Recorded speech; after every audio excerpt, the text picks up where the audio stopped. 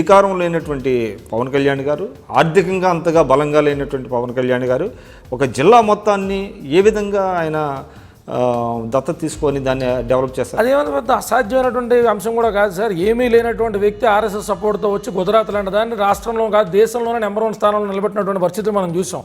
ఎవరో 50 కేజీలు బరువు ఎత్తగలిగారు కదా అని చెప్పి మనం ఎత్తిన 100 కేజీలని దూదంటే ఎలాగా? ఎవరి క్యాలిబర్ వాళ్ళది, ఎవరి కెపాసిటీ వాళ్ళది.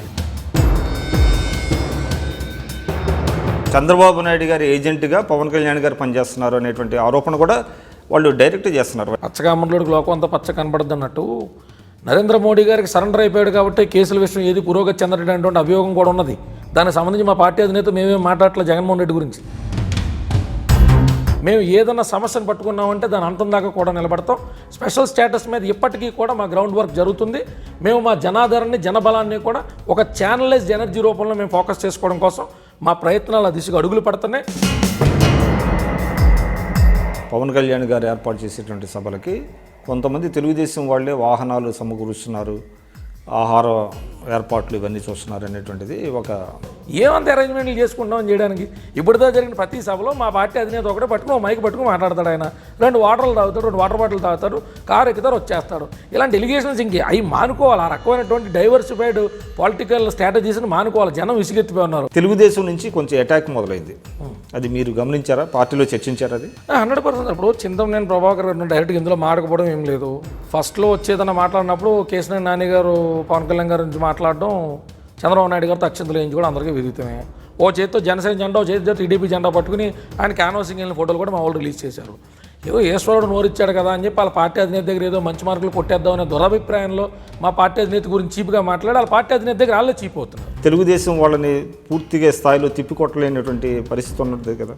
ఏదో ఓవర్ నైట్ నలమంత్రపు సిరి కింద ఎమ్మెల్యే టికెట్లు బీఫామ్లు రాయించుకుని ఎమ్మెల్యేలు అయిపోయో, పార్టీ అధినేతలను బ్లాక్మెయిల్ చేసి ఎంపీలు అయిపోయో, వాళ్ళంతా వచ్చి పవన్ కళ్యాణ్ గారి గురించి మాట్లాడే స్థాయి అయితే వాళ్ళది కాదు.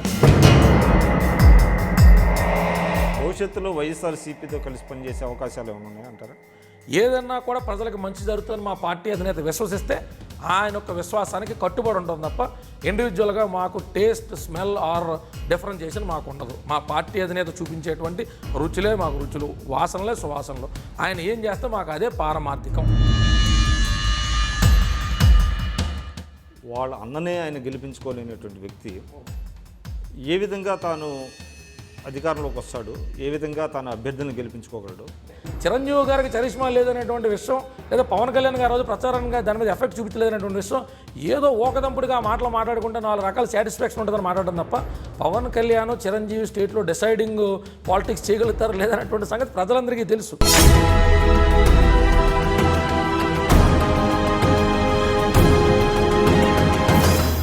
రాష్ట్ర రాజకీయాల్లో జనసేన అధినేత పవన్ కళ్యాణ్ గారిది ఒక విశిష్టమైనటువంటి శైలి. 2014లో ఆయన జనసేన పార్టీని ఏర్పాటు చేశాక తెలుగుదేశం పార్టీకి, బీజేపీకి అనుకూలంగా ప్రచారం చేశారు. తెలుగుదేశం రాష్ట్రంలో, తెలుగుదేశం కేంద్రంలో ఎన్డీఏ రావడంలో ఆయన కీలక పాత్ర పోషించారు. అయితే గత 2.5 సంవత్సరాలుగా చూస్తే ఆయన అనేక సమస్యల మీద నేను ప్రశ్నిస్తాను అంటూ ప్రజల్లోకి వెళ్తున్నారు. ముఖ్యంగా రాష్ట్రానికి రావాల్సినటువంటి ప్రత్యేక హోదా మీద నేను ప్రశ్నిస్తాను అంటూ ఇప్పటికే ఒక 3 బహిరంగ సభలు ఏర్పాటు చేశారు.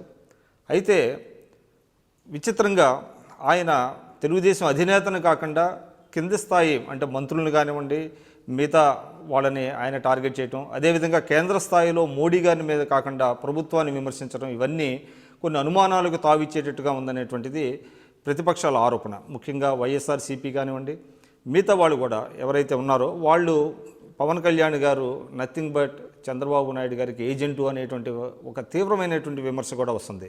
ఇటీవల ఆయన ఉద్దానంలో కిడ్నీ బాధితులని పరామర్శించిన తర్వాత ప్రభుత్వానికి ఒక డెడ్లైన్ పెట్టారు. డెడ్లైన్ పెట్టిన తర్వాత చంద్రబాబు నాయుడు గారు స్పందించడం, కొన్ని చర్యలు చేపడతాము, బాధితులను ఆదుకుంటామని ప్రకటించిన వెంటనే పవన్ కళ్యాణ్ గారు ట్వీట్ చేసి ఆయన కృతజ్ఞతలు చెప్పడం మీద కూడా కొన్ని విమర్శలు వచ్చినాయి, కొంతమంది హర్షించడం కూడా జరిగింది. అసలు పవన్ కళ్యాణ్ గారి పందా ఏమిటి? రాష్ట్ర రాజకీయాల్లో ఆయన ఎటువంటి పాత్ర పోషించదలుచుకున్నారు? ఇప్పటికీ ఆయన బీజేపీతో, తెలుగుదేశంతో సన్నిహితంగా ఉన్నారా? బయటకు వచ్చారా? ప్రతిపక్ష పాత్ర పోషిస్తున్నారా? ఫ్రెండ్లీ పాత్ర పోషిస్తున్నారా? ఇవన్నీ ప్రజల్లో అనేకమైనటువంటి డౌట్స్ ఉన్నాయి, అనుమానాలు ఉన్నాయి, కొంత యాంబిగ్యూటీ కూడా ఉంది. సో ఈ అన్ని అంశాలను అంటే ఐ డ్రీమ్ ప్రేక్షకులతో పంచుకోవడానికి ఆ పార్టీ అధికార ప్రతినిధి కళ్యాణ్ దిలీప్ శుంకర్ గారు మన ముందుకు వచ్చారు. ఆయనతో ఈ ఇంటర్వ్యూ. నమస్కారం కళ్యాణ్ దిలీప్ గారు. అంటే జనసేనలో ఇటీవల కాలంలో ఎక్కువ పాపులర్ అయిన వాళ్ళలో మీరు ఒకళ్ళు. మేబీ అంటే మీ పార్టీ వాయిస్ని ప్రజల్లోకి తీసుకెళ్తున్నట్టున్నారు. ఎలా ఉంది మీ Janasena supporting role? Supporting role in the sense 2014 అప్పుడు పరిస్థితులు రీచా మా సంస్థాగతమైన నిర్మాణం సరిగ్గా సాగలేదు కనుక అప్పుడు ఉన్నటువంటి వాళ్ళల్లో ఉన్న రెండు ఆప్షన్స్లో చంద్రబాబు నాయుడు గారు కొంచెం కీలకమైన మనిషి కింద రాజకీయంగా పరిపాలన అనుభవం ఉన్నటువంటి వ్యక్తి కింద ఆయన కన్సిడర్ చేసి ఆయనకు సపోర్ట్ చేసామండి. క్రమేపీ ఏదైనా సమస్యలు ఉన్నప్పుడు మా అధినేత దాన్ని అడ్రస్ చేసిన మీద వాళ్ళు సానుకూలంగా స్పందించడం, it's going on good and as of now. సమస్యలు పరిష్కారం అవుతున్నాయి కాబట్టి పార్టీ పరంగా మాకు కానీ ఆ సమస్యలను వాళ్ళు కన్సిడర్ చేసి ఏదైతే రైతులకి ల్యాండ్ ఎక్విజిషన్కి సంబంధించి పవన్ కళ్యాణ్ గారు వెళ్ళినప్పుడు 3,300 ఎకరాల పైచీలకు తీసుకోకుండా ఆపేయడం అయితేనే, నిన్న మొన్నటిదాకా జరిగినటువంటి ఉద్యానానికి సంబంధించి కూడా తక్షణమే స్పందించి దానికి సంబంధించి కీలకమైన నిర్ణయాలు ప్రభుత్వం తీసుకోవడం అయితేనే it is good and it's good association.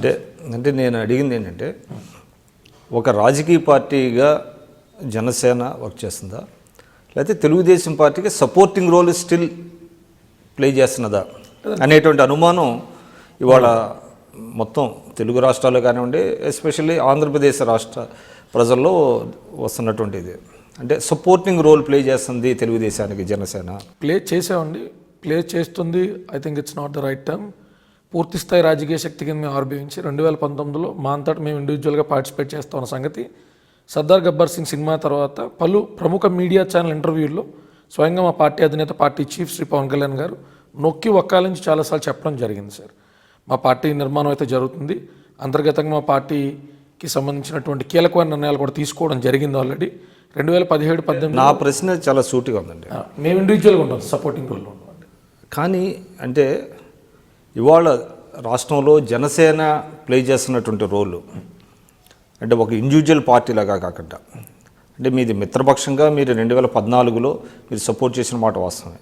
కానీ ఇటీవల కాలంలో చాలా సినిమాటిక్గా అంటే తెలుగుదేశం పార్టీలో ఉండేటువంటి లోటుపాట్లు, అంటే తెలుగుదేశం పరిపాలనలో ఉండేటువంటి లోటుపాట్లను ప్రశ్నిస్తానని చెప్పినటువంటి జనసేన 1-2 ఇష్యూస్ మీద పోరాడినట్లుగా కనబడతాం. వెంటనే తెలుగుదేశం నుండి రిప్లై రావటం, దాంతో వెంటనే పవన్ కళ్యాణ్ గారు నేను అంటే ముఖ్యమంత్రి గారికి కృతజ్ఞతలు చెప్పేయటం ట్వీట్స్ ద్వారా. ఇదంతా అసలు ఫిల్మిటిక్ అంటే సినిమాటిక్గా అనిపించట్లేదా? లేదండి, అందులో సినిమాటిక్ ఏం లేదు. ఎందుకంటే ప్రతిపక్ష పాత్ర పోషించడంలో వైఫల్యం చెందిన ప్రతిసారి కూడా మిత్రపక్షమే ప్రతిపక్ష పాత్ర పోషించాల్సినటువంటి పరిస్థితి మా పార్టీకి ఉన్నది. మిగతా రాష్ట్రాల్లో ఏ పార్టీకి లేనటువంటి సమస్య మా పార్టీకి ఇక్కడ ఉన్నదనుకుని చెప్పుకోవడంలో అయితే మాకేం ప్రాబ్లం లేదు. ఇదే సినిమా పక్కకి కాస్త మనం చూసే విధానం బట్టి ఉంటుంది. పవన్ కళ్యాణ్ గారు సమస్యలు అడ్రస్ చేస్తారు, జగన్మోహన్ రెడ్డి గారు సమస్యల్లోంచి తనకు ఉన్నటువంటి ఆపర్చునిస్టిక్ పాలిటిక్స్ వైపు చూస్తూ ఉంటారు. ఇలాంటి సమస్యలు ఏదైనా ఉన్నప్పుడు చంద్రబాబు నాయుడు గారి దృష్టికి తీసుకెళ్తాం. అది నిజంగానే ప్రజలందరి ముందు ఇవాళ మీడియా ఓపెన్ అయిపోయింది, అందులో ఏదైనా సమస్య ఉన్నదని అడ్రస్ చేసినప్పుడు ఖచ్చితంగా దానికి స్పందించాలా. ఇందులో లోపాయి గారి ఒప్పందమో లేకపోతే సినిమా పక్క అయితే కాదండి. ఏదైనా ఒక కీలకమైన అంశం మీద ఎంతో అధ్యయనం చేసిన తర్వాత మా పార్టీ అధినేత రెస్పాండ్ అవుతారు. రెస్పాండ్ అయిందని సానుకూలంగా స్పందించాల్సినటువంటి పరిస్థితి టీడీపీ ప్రభుత్వాన్ని. అలాగే మా మీద ఉద్ధరింపు చర్యల కిందో లేకపోతే మా మీద ఉండేటువంటి పాజిటివ్ ఒపీనియన్లను వాళ్ళు స్పందించరండి. ఖచ్చితంగా మేము అన్ని రకాల దిగ్బంధనం చేస్తాం కాబట్టి ఆ సమస్యకు సంబంధించిన గ్రౌండ్ రిపోర్టు, ప్రజాదరణ, అది ఎలా రెస్పాండ్ అవ్వాలో, ఎందుకు రెస్పాండ్ అవ్వాలో అనేటువంటి ఆవశ్యకత గురించి మేము చెప్తాం కాబట్టి they are left with no other choice and they are responding on it. TDP is not doing any favour in favour of Janasena. అంటే రీసెంట్గా అంటే గతంలో అమరావతి అది తర్వాత వద్దాం, రీసెంట్ పాస్ట్లో అంటే with in few days 1 week time గ్యాప్లో ఉద్దానం ఏదైతే శ్రీకాకుళం జిల్లాలో అక్కడ కిడ్నీ వ్యాధిగ్రస్తులకు సంబంధించినటువంటి ఒక ఇష్యూ ఉన్నది. అది ఆ ఇష్యూ చాలా కాలంగా ఉన్నది. సక్సెసివ్ గవర్నమెంట్స్ తెలుగుదేశం ఉన్నా, కాంగ్రెస్ ఉన్నా, మళ్ళీ తెలుగుదేశం ఉన్నా కూడా అది సమస్య పరిష్కారం కాలేదు. అది అనేక వేల మంది చనిపోయినటువంటి సంఘటనలు. సో దీని మీద మీ అధినేత పవన్ కళ్యాణ్ గారు స్పందించారు, ఉద్దానం వెళ్ళారు, బాధితులు పిలిపించారు, ఒక సినిమా హాల్లో అందరినీ కూర్చోబెట్టి మాట్లాడించారు. తర్వాత 48 గంటలు డెడ్ లైన్ పెట్టారు ప్రభుత్వానికి. దానికి ఆరోగ్య మంత్రి కామినేని శ్రీనివాస్ గారు అట్లా డెడ్ లైన్ పెట్టడం మంచిది కాదన్నారు. ఏదో కొన్ని చర్యలు తీసుకుంటామన్నారు.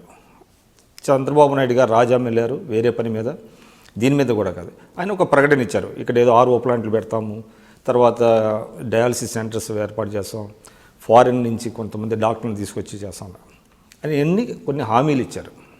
ఇవన్నీ చేస్తాం. అవునండి, అవును. ఆ హామీలు మియర్ ప్రామిసెస్. అవునండి. ఇంకా యాక్షన్లో దిగల.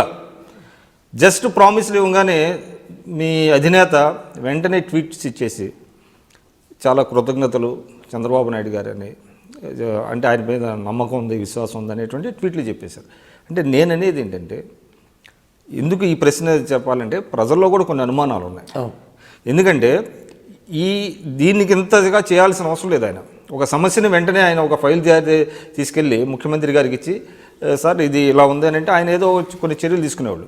కానీ అక్కడికి వెళ్ళి దాదాపుగా బాధితులతో మాట్లాడి అక్కడ అంటే జనంలో కూడా ఏంటి పవన్ కళ్యాణ్ గారు వచ్చారు, ఈయన వల్ల అవుతుంది అని చెప్పిన పరిస్థితి వచ్చింది.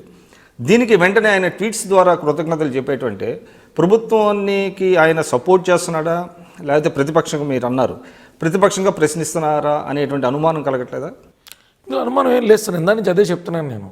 సమస్య వర్సెస్ దాని సొల్యూషన్ మాత్రమే మనం ఫోకస్గా మాట్లాడుకుంటే ఇక్కడ పవన్ కళ్యాణ్, చంద్రబాబు నాయుడు, జనసేన, టీడీపీ అనేటువంటి సమస్యలు కాసేపు పక్కన పెడితే ప్రజా సమస్య మీద ఒక పార్టీ అధినేత స్పందించడం కాకుండా 100 కిలోమీటర్లు ప్రయాణం చేసి అక్కడికి వెళ్ళి వాళ్ళకి మనోధైర్యాన్ని నింపిన తర్వాత ప్రభుత్వానికి 2 అంశాలు ప్రభుత్వం దృష్టికి తీసుకెళ్లారు. ఒకటి 48 గంటల్లో సత్వరం మీరు దీని మీద ఏ నిర్ణయాలు తీసుకుంటారో చెప్పండి. అక్కడ ఉండేటువంటి పిల్లలకి మాత్రం దత్తత తీసుకోవాల్సిన పరిస్థితి ఉన్నది. వాళ్ళ ఆర్థిక స్థితిగతులు చాలా అధ్వానంగా ఉన్నాయి కాబట్టి ప్రభుత్వం ఖచ్చితంగా జోక్యం చేసుకోవాలి. 2, 15 రోజుల వ్యవధిలో మా టీంని ఎవరైతే నేను ఒక టీంని పెడుతున్నానో ఆల్టర్నేటివ్గా ఇక్కడ సొల్యూషన్స్ని సజెస్ట్ చేసే దిశగా ఏం చేస్తే బాగుంటుంది అనేటువంటి విషయం మీద కూడా ఒక రిపోర్ట్ తయారు చేసి ఆ గ్రౌండ్ రిపోర్ట్తో చంద్రబాబు నాయుడు గారు నేనే పర్సనల్గా వెళ్ళి కలుస్తాను. ఒకవేళ అప్పటికీ కూడా ఈ లోపల ప్రామిసులు చేయొచ్చు, ఏదన్నా చెప్పచ్చు, ఇవన్నీ కార్యరూపం దాల్చకపోతే ప్రజా పోరాటానికి దిగుతాం అనేటువంటి ట్యాగ్లైన్ కూడా కొసమెరుపు కూడా పవన్ కళ్యాణ్ గారు అదే ఉద్దానం సభలో చెప్పడం కూడా జరిగింది సార్. అందుకని ఇందులో టీడీపీకి సపోర్ట్ చేయడానికి టీడీపీ నుంచి మాకు వచ్చేది మాకు ఉండేది పోయేది కూడా ఏముండదు. ప్రభుత్వం ఉన్నది చీఫ్ మినిస్టర్ హోదాలో ఉన్నారు. చీఫ్ మినిస్టర్ హోదా మనకు ఉండేటువంటి లెజిస్లేటివ్ పవర్స్లో మనకు స్టేట్ లెవెల్లో అతి ముఖ్యమైనటువంటి పదవి. ఆ పదవిని గౌరవించాల్సినటువంటి బాధ్యత స్టేట్లో ఉండేటువంటి ప్రజలందరి మీద ఉంటుంది. ఆ ప్రజలందరి మీద ఉన్నప్పుడు ఒక పార్టీని రిప్రజెంట్ చేస్తే కొన్ని లక్షల మందికి ఏదైనా మార్గదర్శకం అయ్యేటువంటి పర్సనాలిటీలు ఉన్నటువంటి బాధ్యతాయుతమైన మనిషి పవన్ కళ్యాణ్ గారు. అందుకు చీఫ్ మినిస్టర్ గారిని ఏదో ఒకటి అనలేదు కాబట్టి చీఫ్ మినిస్టర్ గారితో ఏదో మేము పాజిటివ్ నోట్లో ఉన్నట్టు మాకేదో లోపాకారి ఒప్పందం ఉన్నట్టు అంటే ప్రభుత్వం పట్ల మీ వైఖరి ఏదైనా ఉండొచ్చు కాక, అంటే మిత్రపక్షంగా వ్యవహరించవచ్చు లేదా ప్రతిపక్షంగా వ్యవహరించవచ్చు, it is up to you. కానీ ఈ పర్టిక్యులర్ ఇష్యూలో ఏదైతే ఉద్దానం ఇష్యూలో బాధితులకు న్యాయం జరుగుతుంది అని చంద్రబాబు నాయుడు గారు చెప్పగానే వెంటనే పవన్ కళ్యాణ్ గారు దానికి నేను కృతజ్ఞతలు, ఎందుకంటే if you go by promises of chief minister, ఆయన ప్రతిపక్షంలో ఉండగా లేకపోతే ఎన్నికల ముందు కానివ్వండి అనేక ప్రామిసులు బ్రేక్ చేసినటువంటి, అంటే నిలబెట్టుకోలేనటువంటి పరిస్థితి ఉంది. అంటే he could not redeem so many promises. ఇంటికో ఉద్యోగం కానివ్వండి, ఇవన్నీ ఇలాంటివి ఉన్నాయి. అటువంటి కోవలోనే ఇది కూడా చేరుతుందా లేకపోతే పరిష్కారం అవుతుందా అనేటువంటి నమ్మకం మీకు ఎలాగా ఉంది? ఇప్పుడు దీన్ని మనం 2 అంశాలు కింద తీసుకోవాలండి. ఒకటి, ఒక సబ్జెక్ట్ మీద అడ్రస్ చేయగానే అవతల మంది రెస్పాండ్ అయ్యారు. రెస్పాండ్ అయిన మనిషికి కృతజ్ఞత ఎందుకు చెప్పారు అంటే, అంతకుముందు చాలామంది 60 సంవత్సరాలుగా సుదీర్ఘంగా పోరాటం జరుగుతున్న తెలంగాణ అంశం మీద ఎన్నో కేంద్ర ప్రభుత్వాలు ఎంతోమంది కేంద్ర మంత్రులను కలిసినప్పటికీ రాని రిజల్ట్ కేసీఆర్ గారిలో 1-2 మీటింగులతో సోనియా గాంధీ నుంచి ఎలా తెచ్చుకోగలిగారు అని అంటే మనం దానికి సమాధానం చెప్పలేం. వెళ్ళారు, వచ్చిన తర్వాత కూడా ఈయన ప్రెస్ మీట్లు పెట్టి మరి సోనియా గాంధీ గారిని పొగడ్తలు ముంచివేయడం మీరు అందరూ చూశారు. అంటే రాజకీయంగా ఒక కీలకమైన అంశం, సుదీర్ఘమైన అంశం మీద అడ్రస్ చేసినప్పుడు దాన్ని మనం అనుకున్న టైంలో కంటే సుదీర్ఘంగా స్పందించినప్పుడు ఖచ్చితంగా కృతజ్ఞతలు చెప్పడం మన బాధ్యత. కళ్యాణ్ గారు, ఇక్కడ ఒకటి మీరు దీనికి మీరు కంపారిజన్ చేస్తున్నారు. అక్కడ సోనియా గాంధీ గారు ఒక నిర్ణయాన్ని ఏ విధంగా అధికారికంగా తీసుకున్నారు తెలంగాణ ఇవ్వడం అనేది. ఇక్కడ చంద్రబాబు నాయుడు గారు జస్ట్ ఈ స్పెల్ట్ అవుట్ హిజ్ యాక్షన్స్ అంతే తప్ప. డిసెంబర్ 9, 2010 పైచిలుకులో ఏదైతే అప్పుడు చిదంబరం గారు ప్రకటన చేసిన తర్వాత చాలా కాలం పోరాటం జరిగాక సోనియా గాంధీ గారు నోట్లోంచి వచ్చింది సార్. అది అవునంటారా కాదంటారా? చిదంబరం గారు ప్రకటన చేసినప్పుడు కూడా తెలంగాణలో సంబరాలు జరిగినాయా, జరగలేదా? కేసీఆర్ గారు కృతజ్ఞతలు తెలియజేయలేదా? ప్రకటన జరిగిన తర్వాత దానికి సంబంధించి ఆనందం పడ్డం అనేది కామను. ఆ ప్రకటన నిలబెట్టుకోకపోతే మళ్ళీ పోరాటం జరుగుతున్నటువంటి చరిత్ర చెప్తున్నటువంటి మనకి ఒక ఆన్సరు. పవన్ కళ్యాణ్ గారు ఇప్పుడు ఏం చేశారు, ఫేజ్ 1 వాళ్ళ ప్రకటనకు సంబంధించి రిప్లై ఇవ్వగా అయిపోగానే ఆయన కృతజ్ఞతలు తెలియజేశారు హుందాగా. ఇప్పుడు ఇదే ప్రకటనలో ఏదైతే చంద్రబాబు నాయుడు గారు పేర్కొన్నారో ఆ అంశాలన్నీ కూడా ప్రజల రూపంలో, అదే నిజంగా ప్రజా సంక్షేమం రూపంలో కానీ కార్యరూపం దాల్చకపోతే అప్పుడు పవన్ కళ్యాణ్ గారి స్పందన కూడా చూస్తారు. మేము దాన్ని వెయిట్ చేయమని చెప్తాం. అంటే మీరు అనేది తెలంగాణ అంశం ఈజ్ డిఫరెంట్ ఫ్రమ్ ఉద్దానం అంశం అండి. తెలంగాణ అంశంలో ఏకాభిప్రాయ సాధన అనేటువంటిది చాలా ఇంపార్టెంట్ కాబట్టి it took a long time. కానీ ఇక్కడ ఉద్దానం విషయంలో అసలు ప్రభుత్వం కొన్ని నిధులు కూడా వెంటనే, అంటే ఇన్ని నిధులు 100 కోట్లు 150 కోట్లు ఎంతో కొంత, అది కూడా వాళ్ళు ఏమీ క్వాంటిఫై చేయలే. జస్ట్ ముఖ్యమంత్రి గారు, అంటే ముఖ్యమంత్రి గారు మాట చెల్లుబాటు కాదని నేను అంటలేదు, కానీ బట్ దానికే సంతోషపడిపోవడం అనేది ఎంతవరకు కరెక్ట్? సార్, ప్రధానమంత్రి అభ్యర్థి కింద ఉన్నటువంటి నరేంద్ర మోడీ గారు చెప్పినటువంటి మాటలకే దిక్కుదోహం లేనటువంటి పరిస్థితులు మనం చూస్తున్నాం. కానీ అదే నేను చెప్తున్నా, అందుకే సార్. కానీ ప్రధానమంత్రి గారు చెప్పినప్పుడు కూడా హర్షధ్వానాలతో ప్రజలు స్వీకరించారు, పవన్ కళ్యాణ్ గారు ఆదరించారు. సో మనం అంటే ఎవరో అంటే ఏదైనా సమస్య మీద అవతల సానుకూలంగా స్పందించినప్పుడు దానికి సంబంధించి మనం పాజిటివ్గా రెస్పాండ్ అవ్వడం అనేటువంటిది అంత భూతద్దం పెట్టి చూడాల్సినటువంటి అంశం కాదని నా ఉద్దేశం. ఎప్పుడు దీన్ని చూడాలి? పవన్ కళ్యాణ్ గారు వెళ్ళిన తర్వాత, చంద్రబాబు నాయుడు గారు స్పందించిన తర్వాత, చెప్పినటువంటి మాటలు కార్యరూపం దాల్చినప్పుడు కూడా పవన్ కళ్యాణ్ గారు మౌనం వహిస్తే అప్పుడు పోనీ మీరు చెప్పినటువంటి మనం కన్క్లూజన్ డెరైవ్ అవ్వడానికి అవకాశం ఉంటుందని నా ఉద్దేశం. కానీ గతంలో కూడా, అంటే అమరావతి విషయంలో కూడా ఇటువంటి విమర్శలు కొన్ని వచ్చినాయి. అంటే ఒక ఇష్యూని డైల్యూట్ చేయడానికి, ఒక ఇష్యూని అంటే ప్రీఎంప్ట్ చేయడానికి, అంటే ప్రతిపక్షాలకి ఆయుధం లేకుండా పవన్ కళ్యాణ్ గారితో మాట్లాడించడం, తర్వాత ప్రభుత్వం దాని మీద ఏదో యాక్షన్ తీసుకున్నట్టుగా చేయడం, ఇదంతా ఏంటంటే కలిసి గూడు పుటాణిలాగా చేస్తున్నాయి ఈ రెండు పార్టీలు అనేటువంటిది వైఎస్ఆర్సీపీ ప్రధాన ఆరోపణ. కాదని మీరు చెప్పగలరా? ఎవరి చేతుల్లోంచి ఎవరు ఆయుధాన్ని రాజకీయాల్లో లాక్కోలేరు సార్. అది వాళ్ళ చిత్తశుద్ధి బట్టి ఉంటుంది. ఏదన్నా సమస్య మీద పవన్ కళ్యాణ్ గారు రాగానే చంద్రబాబు నాయుడు గారు సానుకూలంగా స్పందించేస్తున్నారు కాబట్టి మాకు అవకాశం దొరకలేదని చెప్పడం, అది వైఎస్ఆర్సీపీ శ్రేణుల యొక్క విజ్ఞతగా వదిలేస్తున్నాం. ఎందుకంటే రాజశేఖర రెడ్డి గారి హయాంలో కూడా ఇంతకంటే గొప్ప అంశాలు ఏం జరగలేదు. ఎవరైనా అడ్రస్ చేసినప్పుడు ఆయన సానుకూలంగా సరే why should I rupture the issue అన్నట్టు ఆయన ముందు ఆయన స్పందించేవారు. ఏదన్నా ఒక ఎలిగేషన్ వచ్చినా, ఆయన దగ్గర పనిచేస్తున్నటువంటి మినిస్టర్స్ మీద ఎలిగేషన్ వచ్చినా కూడా సిబిసిడి ఎంక్వైరీ వేయించుకోమని చెప్పేవారు.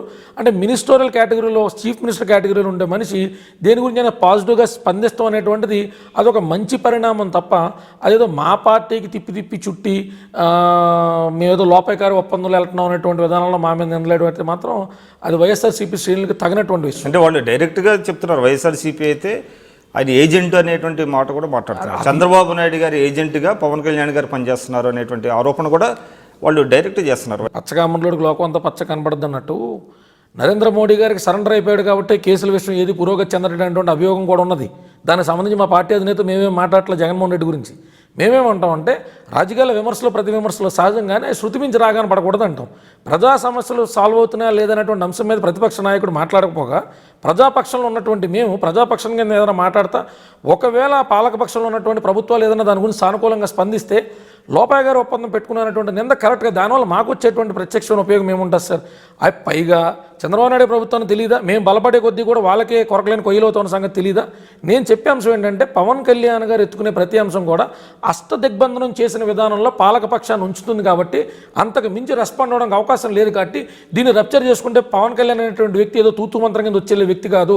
మనం దీని మీద ఇమ్మీడియట్గా రెస్పాండ్ అవ్వకపోతే సుదీర్ఘకాలం పోరాటానికి దిగుతాడు. ఇతను దిగిన తర్వాత ఇతను చరిష్మా చూసి ప్రజలు తిరగబడ్డేటువంటి భయానకమైన సందర్భాలు ఉన్నాయనేటువంటి భయంతో మాత్రమే టీడీపీ ప్రభుత్వం కానీ పాలకపక్షాలు కానీ ఇంటినే స్పందిస్తున్నాయి తప్ప మాకు వాళ్ళకి ఏదో ఇందులో లోపాయకార ఒప్పందం పెట్టుకునే పరిస్థితి కానీ ఆ మాత్రం రాజనీతిజ్ఞత లేనటువంటి మనిషి చంద్రబాబు నాయుడు అయితే కాదు, ఆ మాత్రం రాజకీయాల మీద అవగాహన లేనటువంటి వ్యక్తి మా పార్టీ అధినేత అయితే కాదు. మాతో ఎట్టి పరిస్థితుల్లో లోపాయకార ఒప్పందం ఎందుకు పెట్టుకోరంటే మా బలం పుంజుకునే కొద్దీ కూడా టీడీపీకి ప్రాబ్లం కదండి. 2019 ఎలక్షన్లోనో 2024 ఎలక్షన్లోనో ఎప్పుడైనా కూడా మేము బలం పుంజుకునే కొద్దీ టీడీపీ ప్రభుత్వానికి ప్రమాదం అది. సో అందుకని అలాంటి దుస్సాహసపు చర్యలు, అవగాహన రాహిత్యంతో కూడినటువంటి విధానాలు పాలకపక్షంలో ఉండేటువంటి అపరచానికుడి కింద అభివర్ణించబడేటువంటి చంద్రబాబు నాయుడు గారు చేస్తారని నేనైతే అనుకోవట్లా. కానీ మీరు ఇవన్నీ చెప్తున్నారు అంటే చంద్రబాబు నాయుడు గారు, పవన్ కళ్యాణ్ గారు అంటే కూడబలుకొని ఇవన్నీ చేస్తున్నాయి కాదు. డెఫినెట్గా వాళ్ళ పాలసీ వేరు, మా పాలసీ వేరు అనేది మీరు చెప్తున్నారు. కానీ కొన్ని సంఘటనలు చూస్తే, అంటే మళ్ళీ ఉద్దానం దగ్గరికి వస్తే, ఉద్దానం కిడ్నీల సమస్య విషయంలో పవన్ కళ్యాణ్ గారేమో ఆరోగ్య మంత్రి కామినేని గారితో అడ్రస్ చేసి ఆయన్ని కొంచెం విమర్శిస్తారు. కామినేని గారు మీకు ఇదంతా తెలియదా ఇదంతా అని. చంద్రబాబు నాయుడు గారి గురించి ఒక మాట మాట్లాడరు. కానీ చంద్రబాబు నాయుడు గారు ఏదో కొన్ని హామీలు ఇవ్వగానే ఈయన వెంటనే సంతోషపడి ట్వీట్లు ఇస్తూ ఉంటారు. అంటే నేను అనేది ప్రభుత్వాన్ని నడుపుతున్నది ఎవరు? ఆరోగ్య మంత్రి కాదు కదా. డెఫినెట్గా ముఖ్యమంత్రి గారి స్థాయిలో కొన్ని నిర్ణయాలు జరగాలి. దీని అంతటికి కారణం ఉద్దానం సమస్యని 2.5 ఏళ్లుగా అంటే గతం ఉంది వదిలేస్తే దాన్ని పట్టించుకోకపోవడంలో ప్రభుత్వ అలసత్వం ఉంటుంది. అక్కడ స్థానిక ప్రజాప్రతినిధులు, మంత్రులు వాళ్ళ బాధ్యత కూడా ఉంటుంది. వాళ్ళని వదిలేసి అంటే డైరెక్ట్గా ప్రభుత్వాన్ని విమర్శించకుండా ఆరోగ్య మంత్రిని విమర్శించడంలో అర్థం ఏంటి? మీకు తెలియదు ఏం కాదు సార్, సుదీర్ఘమైనటువంటి జర్నలిజం ఎక్స్పీరియన్స్ ఉంది మీకు. Distribution and separation of legislative powers మనకు ఉంటాయి. ముఖ్యమంత్రి అనేటువంటి వాడు స్టేట్కి సంబంధించిన సావరిన్ పవర్లో హైయెస్ట్ సావరిన్ పవర్ని ఎంజాయ్ చేస్తారు. దాని అర్థం అన్నీ ముఖ్యమంత్రికి తెలిసే ముఖ్యమంత్రికి ఇన్వాల్వ్మెంట్తోనే జరుగుతాయని కాదు. మన సెపరేషన్ ఆఫ్ లెజిస్లేటివ్ పవర్స్ని భారతదేశం ఎందుకు అలా డెమోక్రాటిక్ వాల్యూస్ని పాటిస్తాము అంటే ఆయా శాఖలు పెట్టుకున్నాం. ప్రతి దాంట్లో ముఖ్యమంత్రి ఒక డైరెక్ట్ ఇన్వాల్వ్మెంట్ ఉండదు. ఇన్సిడెంటల్ ఇన్వాల్వ్మెంట్ తప్ప, ఇన్సిడెంటల్ ఇన్ఫ్లుయెన్స్ తప్ప డైరెక్ట్ ఇన్ఫ్లుయెన్స్ ఉండదు. మన పాలకపక్షంలో ఉండేటువంటి ప్రభుత్వాలు మీరు ఎప్పటి నుంచో సుదీర్ఘకాలంగా చూస్తున్నారు, మనం రాజకీయాలు పరిశీలిస్తూ ఉంటాం. ఆరోగ్య శాఖ మంత్రికి సంబంధించినటువంటి ఒక శాఖకి సంబంధించినటువంటి అంశాల్లో ముందు ఆ శాఖ మంత్రికి అడ్రస్ చేయడం అనేటువంటిది మన బాధ్యత. ఒక ఎడ్యుకేటెడ్ పొలిటీషియన్ కింద పవన్ కళ్యాణ్ గారు ఏది జరిగినా ఓకదంపుడి కింద చీఫ్ మినిస్టర్ని టార్గెట్ చేయాలనుకుని తన రాజకీయ అవగాహన రాహిత్యాన్ని చూపించుకోవడం అయ్యి ఉండదేమో తప్ప శాఖ మంత్రిని అడ్రస్ చేయడం అనేటువంటిది that is the basic thing which we have to do. ఇప్పుడు మాకు ఏదైనా సమస్య వచ్చిందనుకోండి సార్, మా ప్రాంతంలో పైప్ కనెక్షన్ బాగపోతే లోకల్ ఎంఆర్ఓ గారికి, మున్సిపల్ చైర్పర్సన్ గారికి అర్జీ పెట్టుకుంటాం. అంతేగాని డైరెక్ట్గా తీసుకెళ్ళిపోయి మా ఎమ్మెల్యే దగ్గరకు, డైరెక్ట్గా తీసుకెళ్ళిపోయి మా జిల్లా మినిస్టర్ దగ్గరకు పెట్టాం మనం. సో ఆ జిల్లాకి సంబంధించినటువంటి అంశాన్ని రాష్ట్రానికి కీలకంగా ఉండేటువంటి ఆ శాఖ మంత్రి ఎవరు, కామినేని శ్రీనివాస్ గారు, ఆయనకి అడ్రస్ చేసిండు. ఆయన దానికి సంబంధించి సానుకూలంగా ప్రతికూలంగా ఆయన స్టాండ్ అని వినిపించిండు. దానికి ట్యాగ్లైన్గా అదే రోజు ఏం చెప్పాడు పవన్ కళ్యాణ్ గారు, గ్రౌండ్ రిపోర్ట్ తీసుకుని నేను చీఫ్ మినిస్టర్ని కలుస్తా, చీఫ్ మినిస్టర్ని ఖచ్చితంగా కలుస్తా, 15 రోజుల్లో ఖచ్చితంగా కలుస్తా. కానీ ఈ లోపల ఇమీడియట్గా రెస్పాండ్ అవ్వాల్సిన బాధ్యత ఎవరిది? ఆరోగ్య శాఖ మంత్రి గారిది. సో ఆరోగ్య శాఖ మంత్రిని ఇప్పుడు నువ్వు రెస్పాండ్ అవ్వు, ఏం చేస్తావు చెప్పు. 15 రోజుల తర్వాత గ్రౌండ్ రిపోర్ట్ తీసుకున్న తర్వాత మేము గౌరవనీయులైనటువంటి ముఖ్యమంత్రి గారి దగ్గరికి వెళ్తాం, అక్కడ మేము తేల్చుకుంటాం. అక్కడ కూడా మాకు సానుకూలమైనటువంటి స్పందన రాకపోతే ప్రజా పోరాటాన్ని దిగుతా ఉన్నాం. He is very clear on his stand. ఆ సబ్జెక్ట్ మీద ఇనీషియల్గా కన్సర్న్ హెల్త్ మినిస్టర్ని రెస్పాండ్ అవ్వమన్నారు. ఒక 10 days 15 days టైం తీసుకున్న తర్వాత టోటల్ రిపోర్ట్ తీసుకుని చీఫ్ మినిస్టర్ గారిని కలుస్తున్నారు. చీఫ్ మినిస్టర్ గారి మీద అభియోగాలు చేస్తేనే రాజకీయం అనుకుంటే మాత్రం అలాంటి రాజకీయాలుగా కాస్త మా పార్టీ అధినేత కానీ పార్టీ శ్రేణులు కానీ దూరం. విమర్శలు చేస్తాం, రాజకీయాల విమర్శలు అవసరం, విమర్శనాత్మకంగా ఉంటే రాజకీయాలు కూడా ప్రజలకు అర్థమయ్యేటట్టుగా ఉంటాయి. కానీ అనవసర విమర్శలు తీసుకోవడం అనేటువంటిది, ప్రజా సమయాన్ని దుర్వినియోగం చేయడం అనేటువంటిది మా పార్టీ అధినేత ఒక లక్షణంగా మా లక్షణంగా. అంటే మీ వాదన చూస్తే ఇవాళ అమరావతిలో కూడా ల్యాండ్ సేకరణ కానివ్వండి, ల్యాండ్ పూలింగ్ కానివ్వండి, లేకపోతే సమీకరణ కానివ్వండి, అంటే ల్యాండ్ ఎక్విజిషన్ కానివ్వండి, కన్సర్న్డ్ మినిస్టర్లకే సంబంధం తప్ప చీఫ్ మినిస్టర్కి సంబంధం లేదని మీరు అనేది. ల్యాండ్ ఎక్విజిషన్ అనేటువంటి ఆస్పెక్ట్ ఎట్లా ఉంటుందంటే సార్, ఒక కొత్త రాజధాని నిర్మించాల్సినటువంటి అవసరం రాష్ట్రానికి ఉన్నది. ఆ రాష్ట్ర ముఖ్యమంత్రి స్థాయిలో జరిగేటువంటి ఒక ఘట్టం కొత్త ల్యాండ్ అక్విజిషన్ యాక్ట్ కానీ 2013 సంబంధించినటువంటి జీవో నెంబర్ 68 కానీ R&R యాక్ట్ కానీ రీకన్స్ట్రక్షన్ రీహాబిలిటేషన్ యాక్ట్ కానీ ఇవన్నీ కూడా ముఖ్యమంత్రి స్థాయిలో జరిగేటువంటి అంశాలు. సో ఖచ్చితంగా అక్కడ నేను లోకల్ మినిస్టర్ దగ్గరికి వెళ్ళి నారాయణ గారి దగ్గరకో లేకపోతే ఇంకా కన్సర్న్ మినిస్టర్ దగ్గరికి వెళ్ళో నేను లేకపోతే అక్కడ అడ్మినిస్ట్రేటివ్ పవర్స్ కింద ఉన్నటువంటి కలెక్టర్ దగ్గరికి వెళ్ళో చెప్పడం వల్ల దానివల్ల ఉపయోగం ఉండదు. ఆ అంశం యొక్క తీవ్రతను బట్టి ఆ రోజు మేము రాష్ట్ర ముఖ్యమంత్రి గారిని అడ్రస్ చేస్తారని మా పార్టీ అధినేత మాట్లాడడం జరిగింది. ఈరోజు రాష్ట్రంలో ఒక ప్రాంతంలో ఎప్పటి నుంచో ఉన్నటువంటి ఒక ఎపిడమిక్, ఒక కీలకమైనటువంటి వ్యాధి, దానికి సంబంధించి CKD క్రానిక్ కిడ్నీ డిసీజ్ సంబంధించి ఆ శాఖ మంత్రితో మాట్లాడినప్పుడు మాత్రమే ఆయన ఏం చేయదలుచుకున్నాడో తెలుస్తుంది. ఈ రెండింటిని మనం కంపేర్ చేయలేం sir. We can compare Apple to an apple. అంటే మీ పార్టీలో అంటే ఒక అయోమయం, గందరగోళం, అంబిగ్యూటీ ఏ రోజు ఉండదు సార్. ఏ రోజు మీరు గమనిస్తారు కూడా రానున్న రోజుల్లో the most stable party gonna be in Andhra Pradesh in 2019 is Janasena party. మా పార్టీలో ఏ రకమైన అంతర్గత కలహాలు ఉండో, ఏ రకమైనటువంటి ఇబ్బందులు ఉండో, చాలా క్లియర్గా మా పార్టీ అధినేతకి ఎంత క్రిస్టల్ క్లారిటీ ఉంటుందో ఆఖరి స్థాయిలో పనిచేసేటువంటి మా బోర్డు కార్యకర్తలకు కానీ ప్రతినిధులకు కానీ అందరికీ కూడా అంతే క్లారిటీ ఉంటుంది. ఏ రోజు మాకు ఏ రకమైన అంబిగ్యూటీ కానీ డిస్టర్బెన్స్ కానీ పొరపాటును కూడా ఉండవు. బీజేపీకి మీరు ఇంకా ఫ్రెండ్లీ పార్టీగా ఉన్నారా, బయటకు వచ్చేసారా? 100% మేము బయటకు వచ్చేసినటువంటి సంకేతాలను మా పార్టీ అధినేత పంపించడం జరిగిందండి. దానికి కారణాలు కూడా చెప్పడం జరిగింది. నిండు సభలో ప్రధానమంత్రి అభ్యర్థి కింద నుండి 3 సార్లు ముఖ్యమంత్రి కింద గెలిచినటువంటి మహానుభావుడు, గౌరవనీయులు, నాకు చాలా అభిమానమైనటువంటి శ్రీ నరేంద్ర మోడీ గారు అంత పచ్చబద్ధం చెప్తారన్నటువంటి సంగతి మేమైతే ఊహించలా. ఆయనకి తెలియదండి ప్లానింగ్ కమిషన్ ఏం సజెస్ట్ చేస్తుందో, ఆయనకి తెలియదండి 4th కమిషన్ 5th కమిషన్ ఏం చెప్పినాయో, ఆయనకి తెలియదండి ఆంధ్ర రాష్ట్రానికి ఏ రకమైన బేసిస్ మీద స్పెషల్ స్టేటస్ ఇవ్వడం జరుగుతుందో, ఆయనకి కానీ ఆయన వెనకాతలు చెప్పుకునేటువంటి వెంకయ్యనాయుడు గారికి కానీ తెలియదండి ఆ రోజు 5 ఏళ్ళు కాదు 10 ఏళ్ళు అని చెప్పి అసెంబ్లీలో ఉద్దండుల కింద పెద్ద పెద్ద వాదనలు చేసిన వాళ్ళకి అన్నీ తెలిసినప్పటికీ వీళ్ళేం చేస్తారనేటువంటి చిన్న చూపో, తెలుగు ప్రజానికం పట్ల వాళ్ళకి ఉండేటువంటి అలుసో తెలియదు. కానీ కేంద్ర ప్రభుత్వంలోకి ఏ పార్టీ వచ్చినా కూడా వాళ్ళకి ఎప్పుడు సౌత్ మీద ఉండే చిన్న చూపుని మరొకసారి వాళ్ళు ప్రూవ్ చేసుకోవడం జరిగింది. అది వేరే సంగతి. అంటే పవన్ కళ్యాణ్ గారు రాష్ట్రానికి స్పెషల్ స్టేటస్ ఇవ్వలేదు అనేటువంటి కోపంతో కానివ్వండి ఆయన 3 సభలు పెట్టారు. నాకు తెలిసి. ఫస్ట్ కాకినాడ, తర్వాత తిరుపతి, తర్వాత అనంతపురం. ఏం సాధించారు సార్? మీరే చెప్పారు ఇందాడ, సాధించడం అనేటువంటిది వన్ స్టెప్ సొల్యూషన్ పాలిటిక్స్లో ఎప్పుడు కూడా రాదు. ఏకాభిప్రాయానికి రాకపోవడం వల్లే తెలంగాణ సమస్య అనేటువంటిది అంతకాలం పట్టిందని మీరే మీ నోటితో అడ్రస్ చేశారు. ఈరోజు ఇక్కడ ఏకాభిప్రాయానికి రావాల్సింది స్టేట్లో ఉన్నటువంటి పొలిటికల్ పార్టీస్ కాదు, సెంట్రల్ వర్సెస్ స్టేట్లో చూసుకుంటే సెంట్రల్ గవర్నమెంట్ ఏ బేసిస్ మీద అయితే ఆ రోజు మేము ఇస్తామని చెప్పామో, ఈ రోజు అఖండమైనటువంటి 8 కోట్ల పైచిలికి పొందినట్టు ప్రజాభవతివ్యాన్ని మనం దృష్టిలో పెట్టుకుని ఇవ్వాలి తప్ప, రాజకీయంగా మన బీజేపీ పార్టీ అక్కడ అలాగా బలంగా లేదు కదా, గడిచినటువంటి 2 తరాల్లో కూడా ఆంధ్రాలో మనం సరిగ్గా ఆదరించలేదు కదా, మన మతతత్వమైనటువంటి జిమ్మిక్లు ఆంధ్రాలో చెల్లవు కదా. నేననేది అంటే బీజేపీ ఎన్డీఏ ఇవ్వలేదు అనేటువంటి దాని మీద ఒక ప్రెషర్ని పెంచడానికో లేకపోతే దేనికైనా కూడా 3 సభలు పెట్టారు ఆయన. కొన్ని ప్రశ్నలు సంధించారు. ఏదైతే ప్యాకేజ్ ఇచ్చారో పాచిపోయిన లడ్డూలు అన్నారు. తర్వాత 3 సభల తర్వాత ఏం జరుగుతున్నది అంటే బీజేపీ మీద కానివ్వండి, ఎన్డీఏ మీద కానివ్వండి, ఆ ప్రభావం ఏం కనపడతలేదు. ప్రభావం కనపడకపోతే వాళ్ళు రాత్రికి రాత్రి ఆ రోజు మీటింగ్లు పెట్టి స్పెషల్ ప్యాకేజీకి సంబంధించినటువంటి విషయం అరుణ్ జైట్లీ గారు మా 2వ సభ తర్వాత మాట్లాడాల్సినటువంటి పరిస్థితులు వచ్చిండే కాదు. వాళ్ళు భయాన్ని వ్యక్తపరచట్లేదు కాబట్టి వాళ్ళు బలంగా ఉన్నారనుకోవడం అనేటువంటిది కరెక్ట్ పద్ధతి కాదంట. బీజేపీకి దినదన గండ నూరెళ్ళాయిష కింద ఏం జరుగుతుందో సౌత్లో పవన్ కళ్యాణ్ తిరగబడడం వల్ల మనకు అక్కడ ఉండేటువంటి ఆ మాత్రం 5 సీట్లు 10 సీట్లు కూడా రాకుండా పోతాయనేటువంటి భయం వాళ్ళ పార్టీ శ్రేణుల్లో కొట్టొచ్చినట్టు కనబడుతుంది. వాళ్ళ మీడియా ముఖంగా వ్యక్తపరచవచ్చు కానీ పవన్ కళ్యాణ్ గారి దెబ్బకు మాత్రం బీజేపీ ప్రభుత్వం కుదేలైనటువంటి విషయం అయితే ఆంధ్ర రాష్ట్ర ప్రజలందరూ గమనించారు. ఏం కుదేలైంది? 100% కుదేలైనారు సార్. వాళ్ళు చెప్పేటువంటి ఏ స్టాండ్లో క్లారిటీ లేదు. ఎప్పుడైతే తొందరగా వచ్చి పేపర్ మీద మాత్రమే అంకెలు గణాంకాలు గారడీలు చూపించి వెళ్ళిపోయారో, ఆ తర్వాత ఎప్పుడైనా కూడా దాని గురించి ఒక్కసారి కూడా నోరిపి మాట్లాడలేదు. ఇప్పటికీ కూడా ఒకవేళ రాష్ట్ర ప్రభుత్వం బీజేపీని సపోర్ట్ చేసేటువంటి స్టాండ్స్లో మాట్లాడితే వాళ్ళు ఆ ఇమేజ్ డ్యామేజ్ అనేటువంటి దానికి వీళ్ళు పాత్రదారులు అవుతారు తప్ప జనసేన పార్టీ పోరాటం నిరంతరం జరుగుతుంది. ఏం జరుగుతుందండి అంటే నేను చెప్తాను సార్, మీడియా ముఖంగా మాట్లాడితేనే పోరాటం జరుగుతున్నట్టు అనుకుంటే మాత్రం మీరు తప్పుగా వెళ్ళినట్టు. పవన్ కళ్యాణ్ గారు 3 సభల తర్వాత కూడా మా కమిటీలు నిరంతరం ఇవాళ ఏదైతే ఉద్దానం మీద 27 మంది మా కమిటీ సభ్యులు పనిచేశారో, మా కమిటీలు నిరంతరం కూడా ఈ సమస్యల మీద పోరాడుతున్నారు, ప్రజలకి అవేర్నెస్ కల్పిస్తున్నారు. అతి త్వరలో పవన్ కళ్యాణ్ గారు మరొక సభ కూడా స్పెషల్ స్టేటస్ మీద పెట్టడం, అప్పటికి కూడా కేంద్ర ప్రభుత్వం దాని యొక్క మొండి వైఖరిని వదులుకోకపోతే కనుక ప్రజా పోరాటానికి మేము సన్నద్ధం అవడం కూడా 2 జరిగితే. కొన్ని మా పార్టీ ఇంటర్నల్ స్టాండ్స్ని మేము రివీల్ చేయకూడదు కాబట్టి చెప్పట్లేదు. మేము ఏదన్నా సమస్యను పట్టుకున్నామంటే దాని అంతం దాకా కూడా నిలబడతాం. స్పెషల్ స్టేటస్ మీద ఇప్పటికీ కూడా మా గ్రౌండ్ వర్క్ జరుగుతుంది. మేము మా జనాదరణని జనబలాన్ని కూడా ఒక ఛానలైజ్డ్ ఎనర్జీ రూపంలో మేము ఫోకస్ చేసుకోవడం కోసం మా ప్రయత్నాలు ఆ దిశగా అడుగులు పడుతున్నాయి. అతి త్వరలో మీరు అందరూ కూడా చూస్తారు. పవన్ కళ్యాణ్ గారు స్పెషల్ స్టేటస్ విషయం యాద్మరచడమో ఆయన మర్చిపోవడం అనేటువంటి జరగని విషయం. ఖచ్చితంగా మీరైతే అతి త్వరలో మా యొక్క స్టాండ్ ఇంకెంత బలంగా ఉంటుందని మాత్రం చూస్తారు. స్పెషల్ స్టేటస్ మీద మీరు స్టాండ్ చెప్తానంటున్నారు. ఇది ఆల్రెడీ ముగిసిన అధ్యాయం అనేటువంటిది వెంకయ్యనాయుడు గారు చెప్పారు.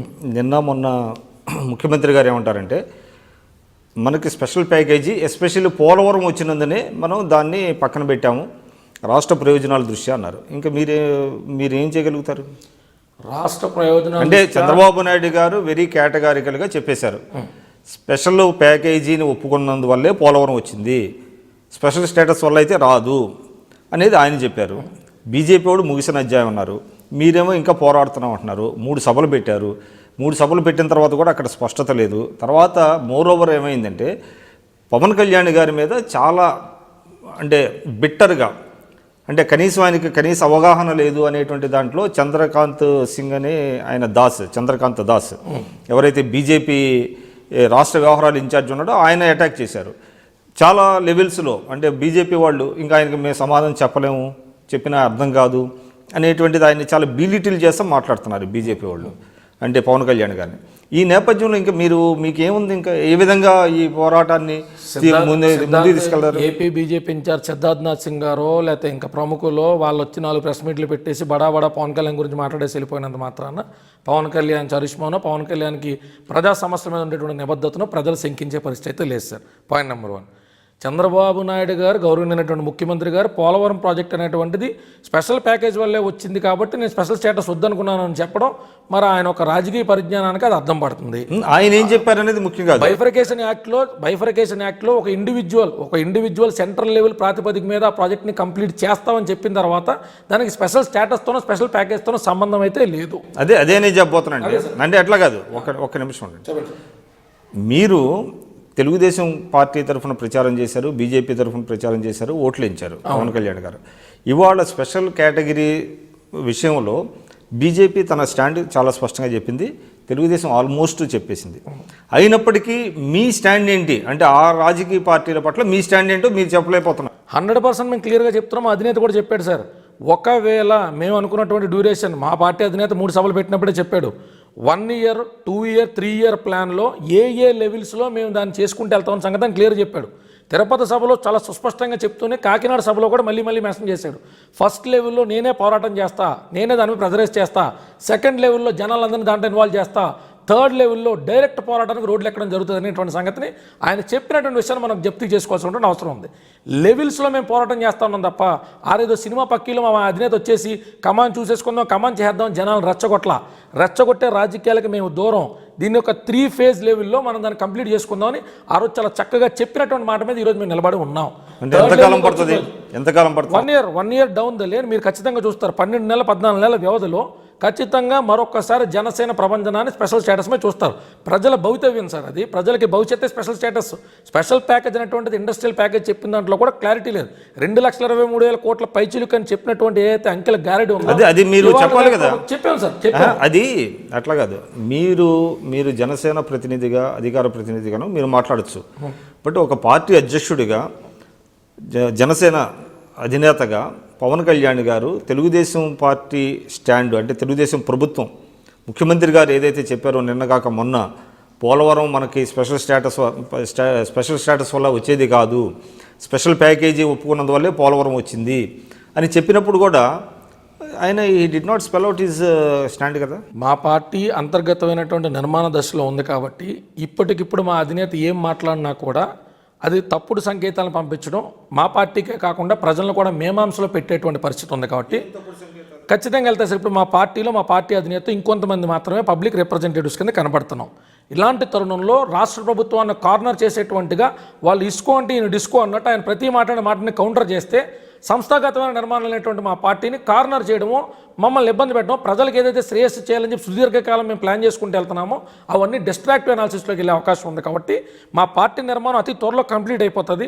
పార్టీ తరపునటువంటి అధికార ప్రతినిధులు, స్పోక్స్మెన్ల కానించి ప్రతి జిల్లాలో, ప్రతి ప్రాంతంలో, ప్రతి గ్రామంలో కమిటీలు, పికెట్ల ఏర్పాటు, మా కన్వేర్లు, కో కన్వేర్లు అన్ని ప్రకటనలు జరిగిన తర్వాత మా సైన్యాన్ని మేము సిద్ధం చేసుకున్న తర్వాత అది మాకు ఏ ప్రభుత్వాల పట్ల మేము రోగి మీద పోరాటం చేస్తాం, మేము రోగం మీద పోరాటం చేస్తాం కానీ రోగి మీద మాత్రం పోరాటం చేయం సార్.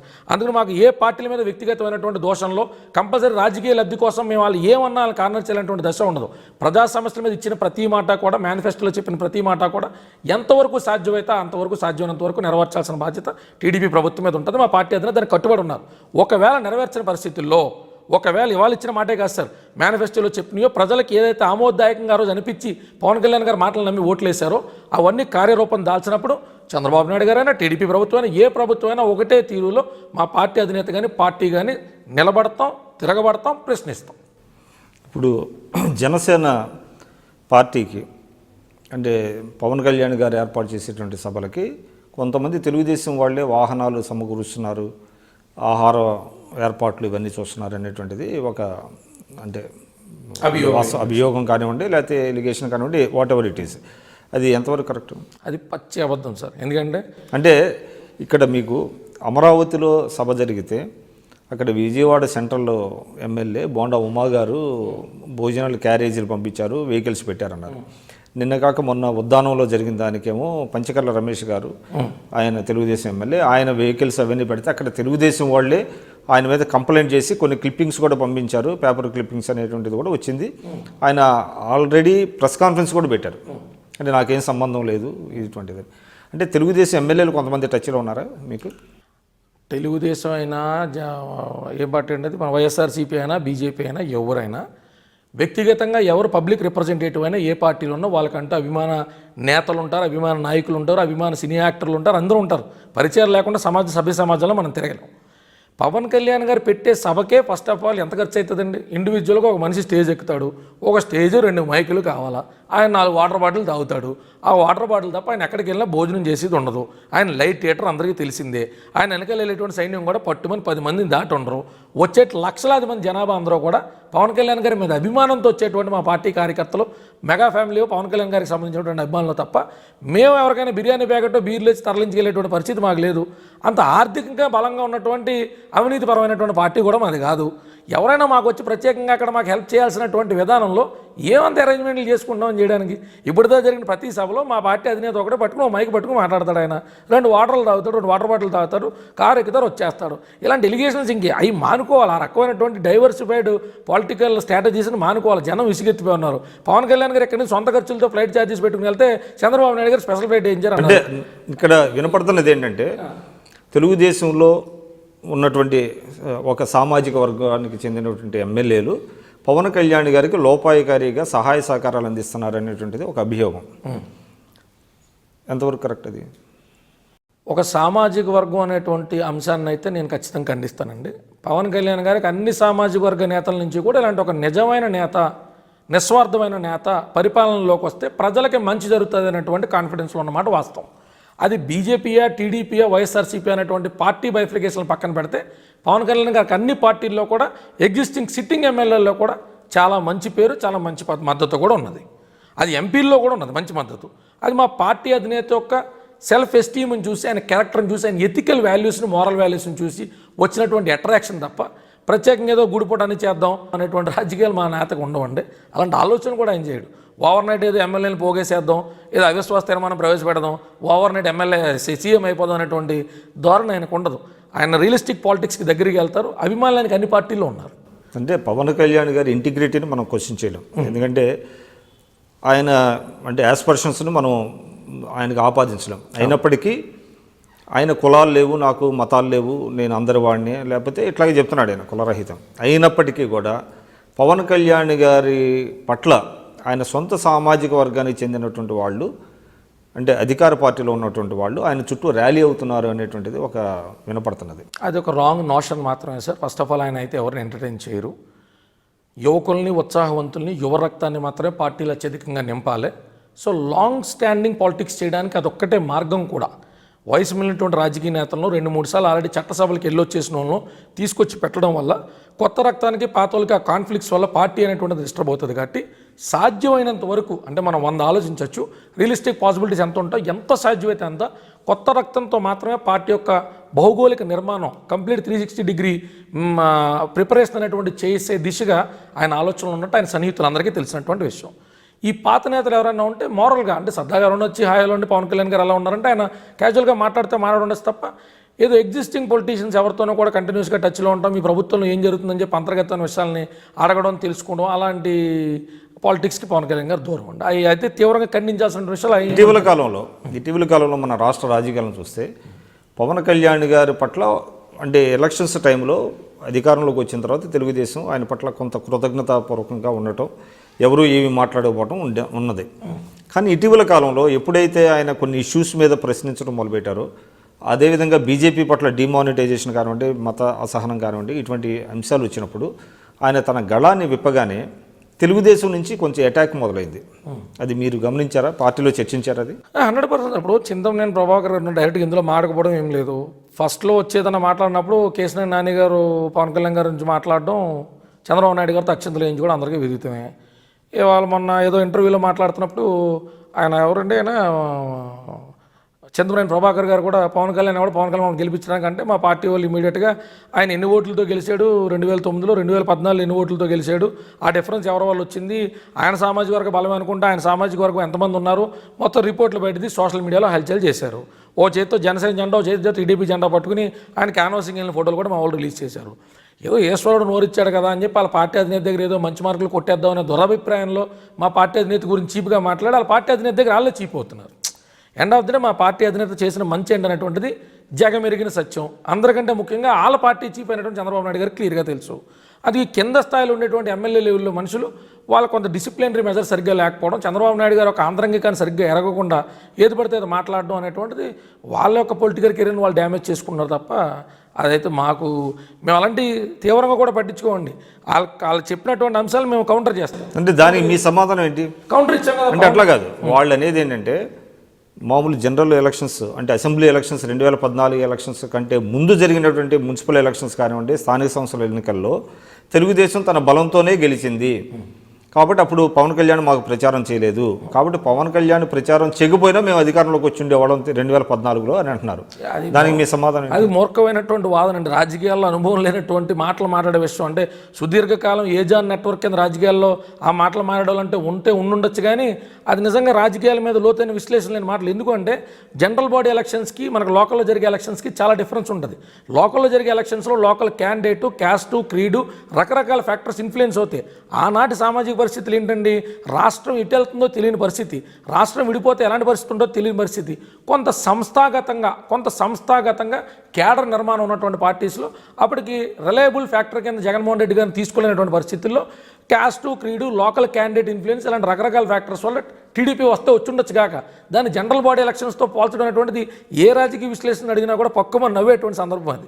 జనరల్ బాడీ ఎలక్షన్స్లో ప్లే చేసేటువంటి ఫ్యాక్టర్స్ వేరు, లోకల్ బాడీ ఎలక్షన్స్లో ప్లే చేసేటువంటి ఫ్యాక్టర్స్ వేరు. అందుకే అది అసలు కౌంట్ చేయాల్సిన పాయింటే కాదు.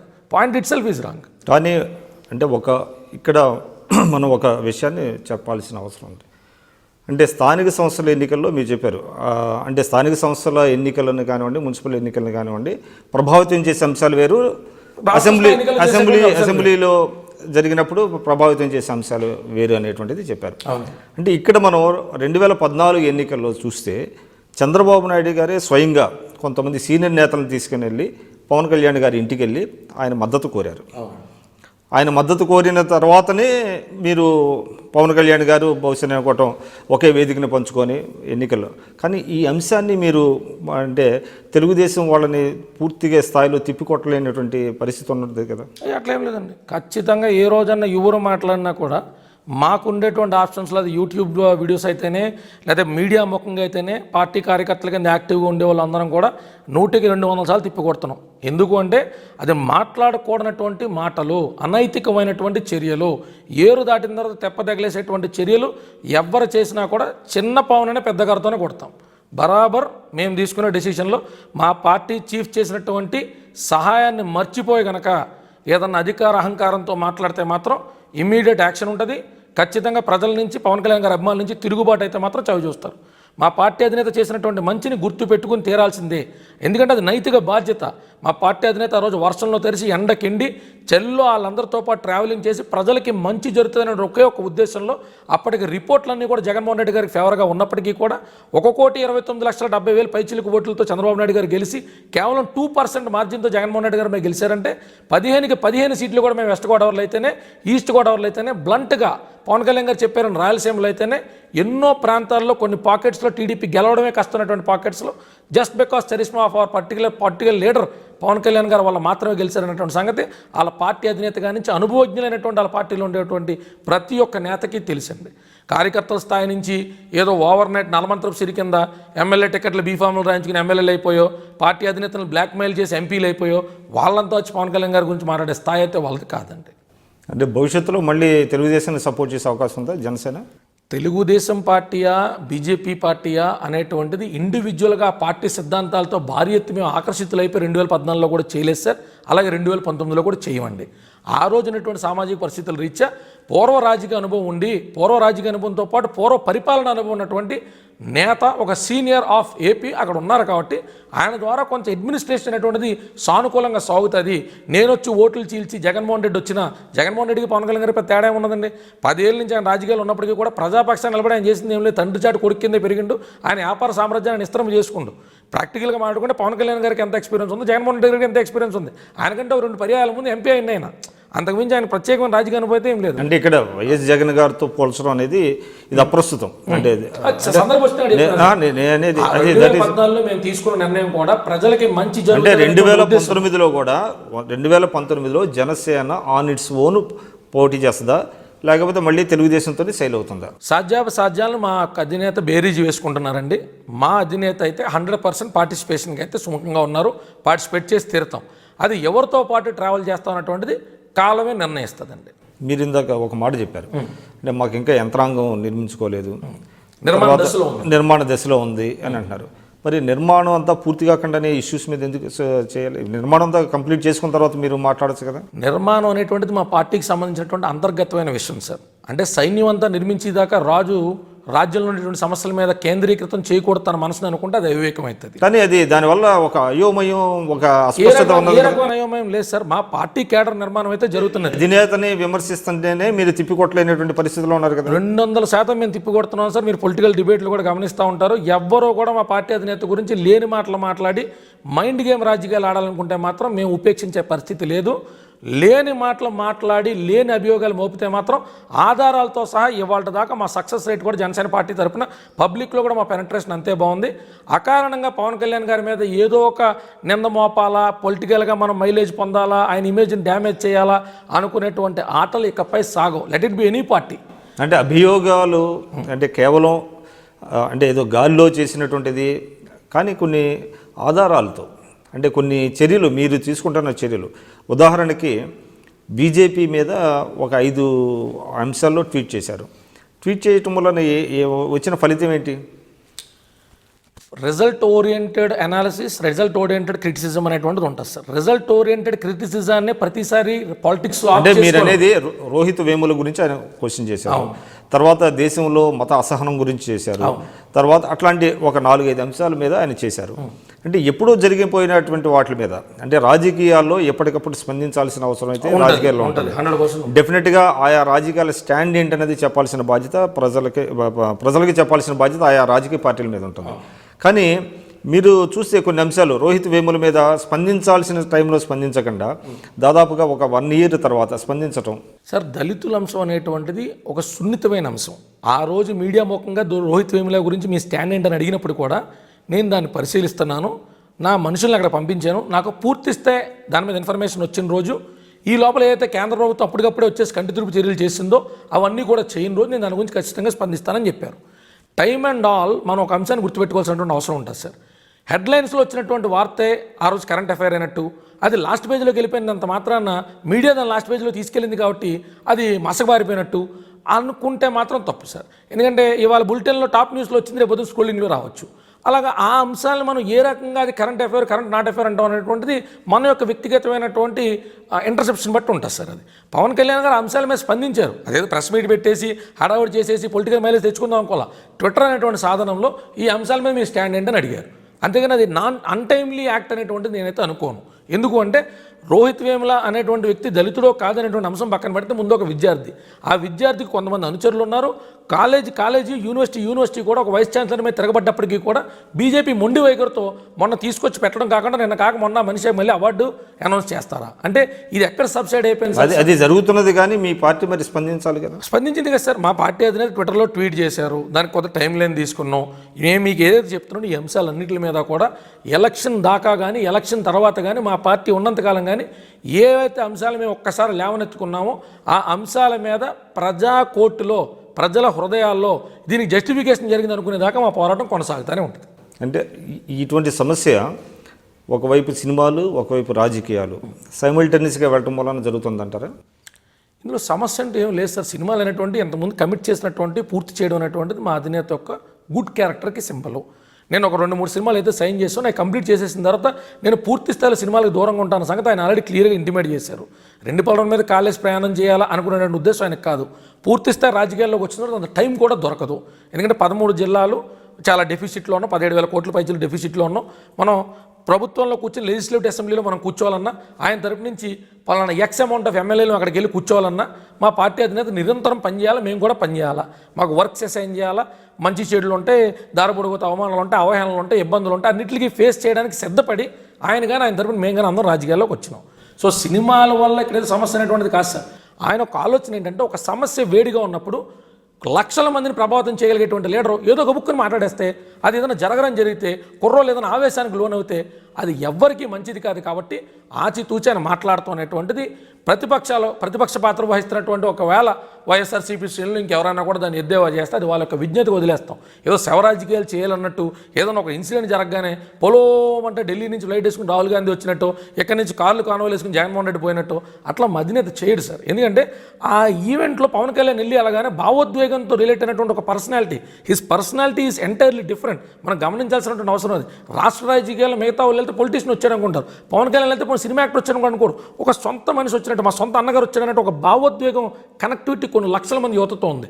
అందుకని ఎలా పడితే అలా మూవ్ అయిపోయాడు. మీరు అంటే జనసేన ఇప్పుడు ప్లే చేస్తున్నటువంటి రోలు కరెక్ట్ అయింది, మీకు సంతృప్తినిచ్చేదిగా ఉందా? It's a most modified way of approach towards people, public and as well as government sir. అంటే అది మీరు సాటిస్ఫై అవుతున్నారా? పాలిటీ 100% వీఆర్ సాటిస్ఫైడ్. మా పార్టీ అధినేత ఏం చేసినా కూడా దాని నుంచి రిజల్ట్ బాగుండాలా, ప్రజలకు మంచి చేయాలనుకుంటారు. కానీ దీని నుంచి దెబ్బ కొడితే మనకు పొలిటికల్ మైలేజ్ వచ్చేయాలా, ఇది ఒక స్టంట్ వేసి 4 ప్రెస్ మీట్లు పెట్టేసి అలరలర చేసేస్తే జనం దృష్టిలో మనం ఏదో పోరాడుతున్నాం, నేత కింద రిజిస్టర్ అయిపోదాం అనుకునేటువంటి ఏజ్ ఓల్డ్ పాలిటిక్స్కి స్వస్తి చెప్పడం అనేటువంటి జనసేన పార్టీ. కానీ ఒకటి చెప్పండి సార్, గత 2 సంవత్సరాల్లో పవన్ కళ్యాణ్ గారు అంటే ఆయన రోలు రాజకీయాల్లో ప్లే చేసినటువంటి రోలు వల్ల ఆయన పొలిటికల్ గ్రాఫ్ తగ్గుతుంది అనేటువంటి భావన ఉంది. 100% పెరుగుతుంది సార్. ఎందుకంటే తగ్గుతుంది అనేటువంటిది కేవలం ఆయన్ని ఢీకోలేనటువంటి వాళ్ళు, భవిష్యత్ రాజకీయాలను ప్లే చేయబోయేటువంటి రాజకీయాలు చూసి భయపడుతున్నటువంటి వాళ్ళు, సరదాగా వాళ్ళని వాళ్ళు జోగొట్టుకోవడం కోసం చెప్పుకుంటున్నటువంటి self satisfactory, self derogatory statement తప్పది. పవన్ కళ్యాణ్ గారి గ్రాఫ్ అంతంతకి ఇంతంతే కొండంతే పెరుగుతుంది సార్. ప్రజల గుండెల్లో వామ్మో పవన్ కళ్యాణ్ ఏదైనా పట్టుకుని నిలబడతాడు, చెప్పాడంటే చేస్తాడు, వచ్చాడంటే గెలుచుకుని పోతాడు అనేటువంటి నమ్మకం మా ప్రతి అడుగులో కూడా తేటతలంగా కనబడుతుంది సార్. పబ్లిక్లోకి వెళ్తున్నాం మేము డైరెక్ట్గా. ఉద్దాన సమస్య తీసుకుంటే మా పార్టీ ఆఫీస్ నుంచి 27 మంది పైచీలకి వెళ్ళి 30 రోజుల పాటు అక్కడ ఉండి ఒక డాక్యుమెంటరీ తయారు చేసి ప్రజలెవరికి తెలియనటువంటి అంశం మీరు గూగుల్ డ్రాప్డౌన్లో చూస్తే కేవలం పవన్ కళ్యాణ్ గారు వెళ్తారంట అని చెప్పినప్పుడు డిసెంబర్ 6 నుంచి వాళ్ళ దాకా కొన్ని లక్షల సార్లు కొన్ని లక్షల మంది దాన్ని చూసినటువంటి విధానం ఉంది.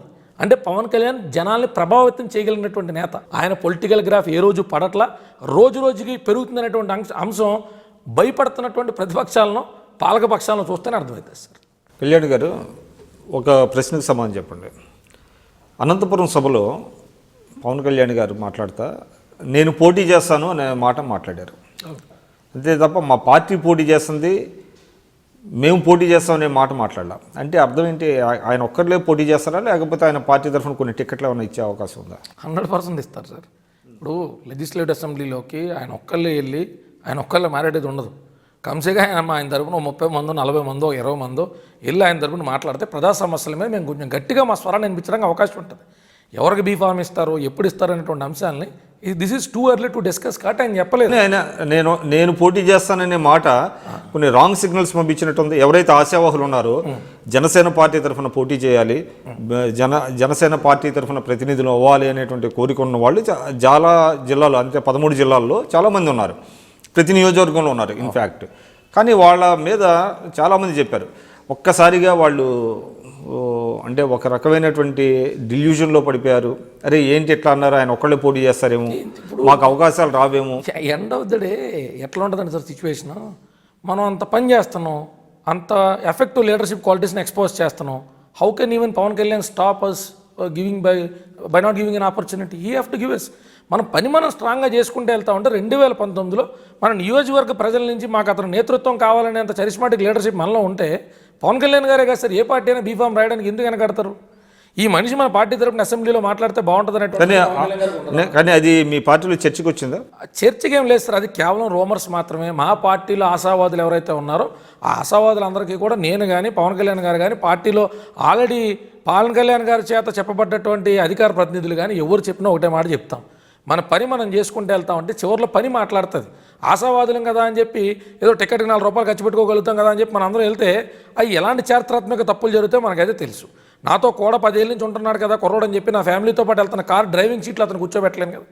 అలా పవన్ కళ్యాణ్ గారు సన్నిహితంగా ఉండొచ్చు కాక, సన్నిహితంగా ఉండేవాళ్ళు పార్టీలు ఏదైనా నామినేటెడ్ పోస్టులు అంటే ఏమైనా ఇస్తారేమో తప్ప బీఫామ్ మీద ప్రజాప్రతినిధుల కింద అసెంబ్లీలో గలం విప్పి పోరాడగలిగేటువంటి పోరాట యోధత్వం కలిగినటువంటి వ్యక్తులకి మాత్రమే మా పార్టీలో బీఫామ్లు ఇవ్వడం జరుగుతుంది. ఖచ్చితంగా బీఫామ్లు ఇస్తారు సార్, ఖచ్చితంగా బీఫామ్లు ఇస్తారు. అందరూ కూడా పార్టిసిపేట్ చేస్తాం. అనూహ్యమైన మెజారిటీతో ఎక్కడెక్కడ అన్ని స్థానాల్లో పోటీ చేయాలనేటువంటి ఆలోచన ఉందా పార్టీలో? అన్ని స్థానాల కొన్ని స్థానాల అనేటువంటిది మా పార్టీ అధినేత యొక్క ఆలోచన మీద ఆధారపడి ఉంటుంది.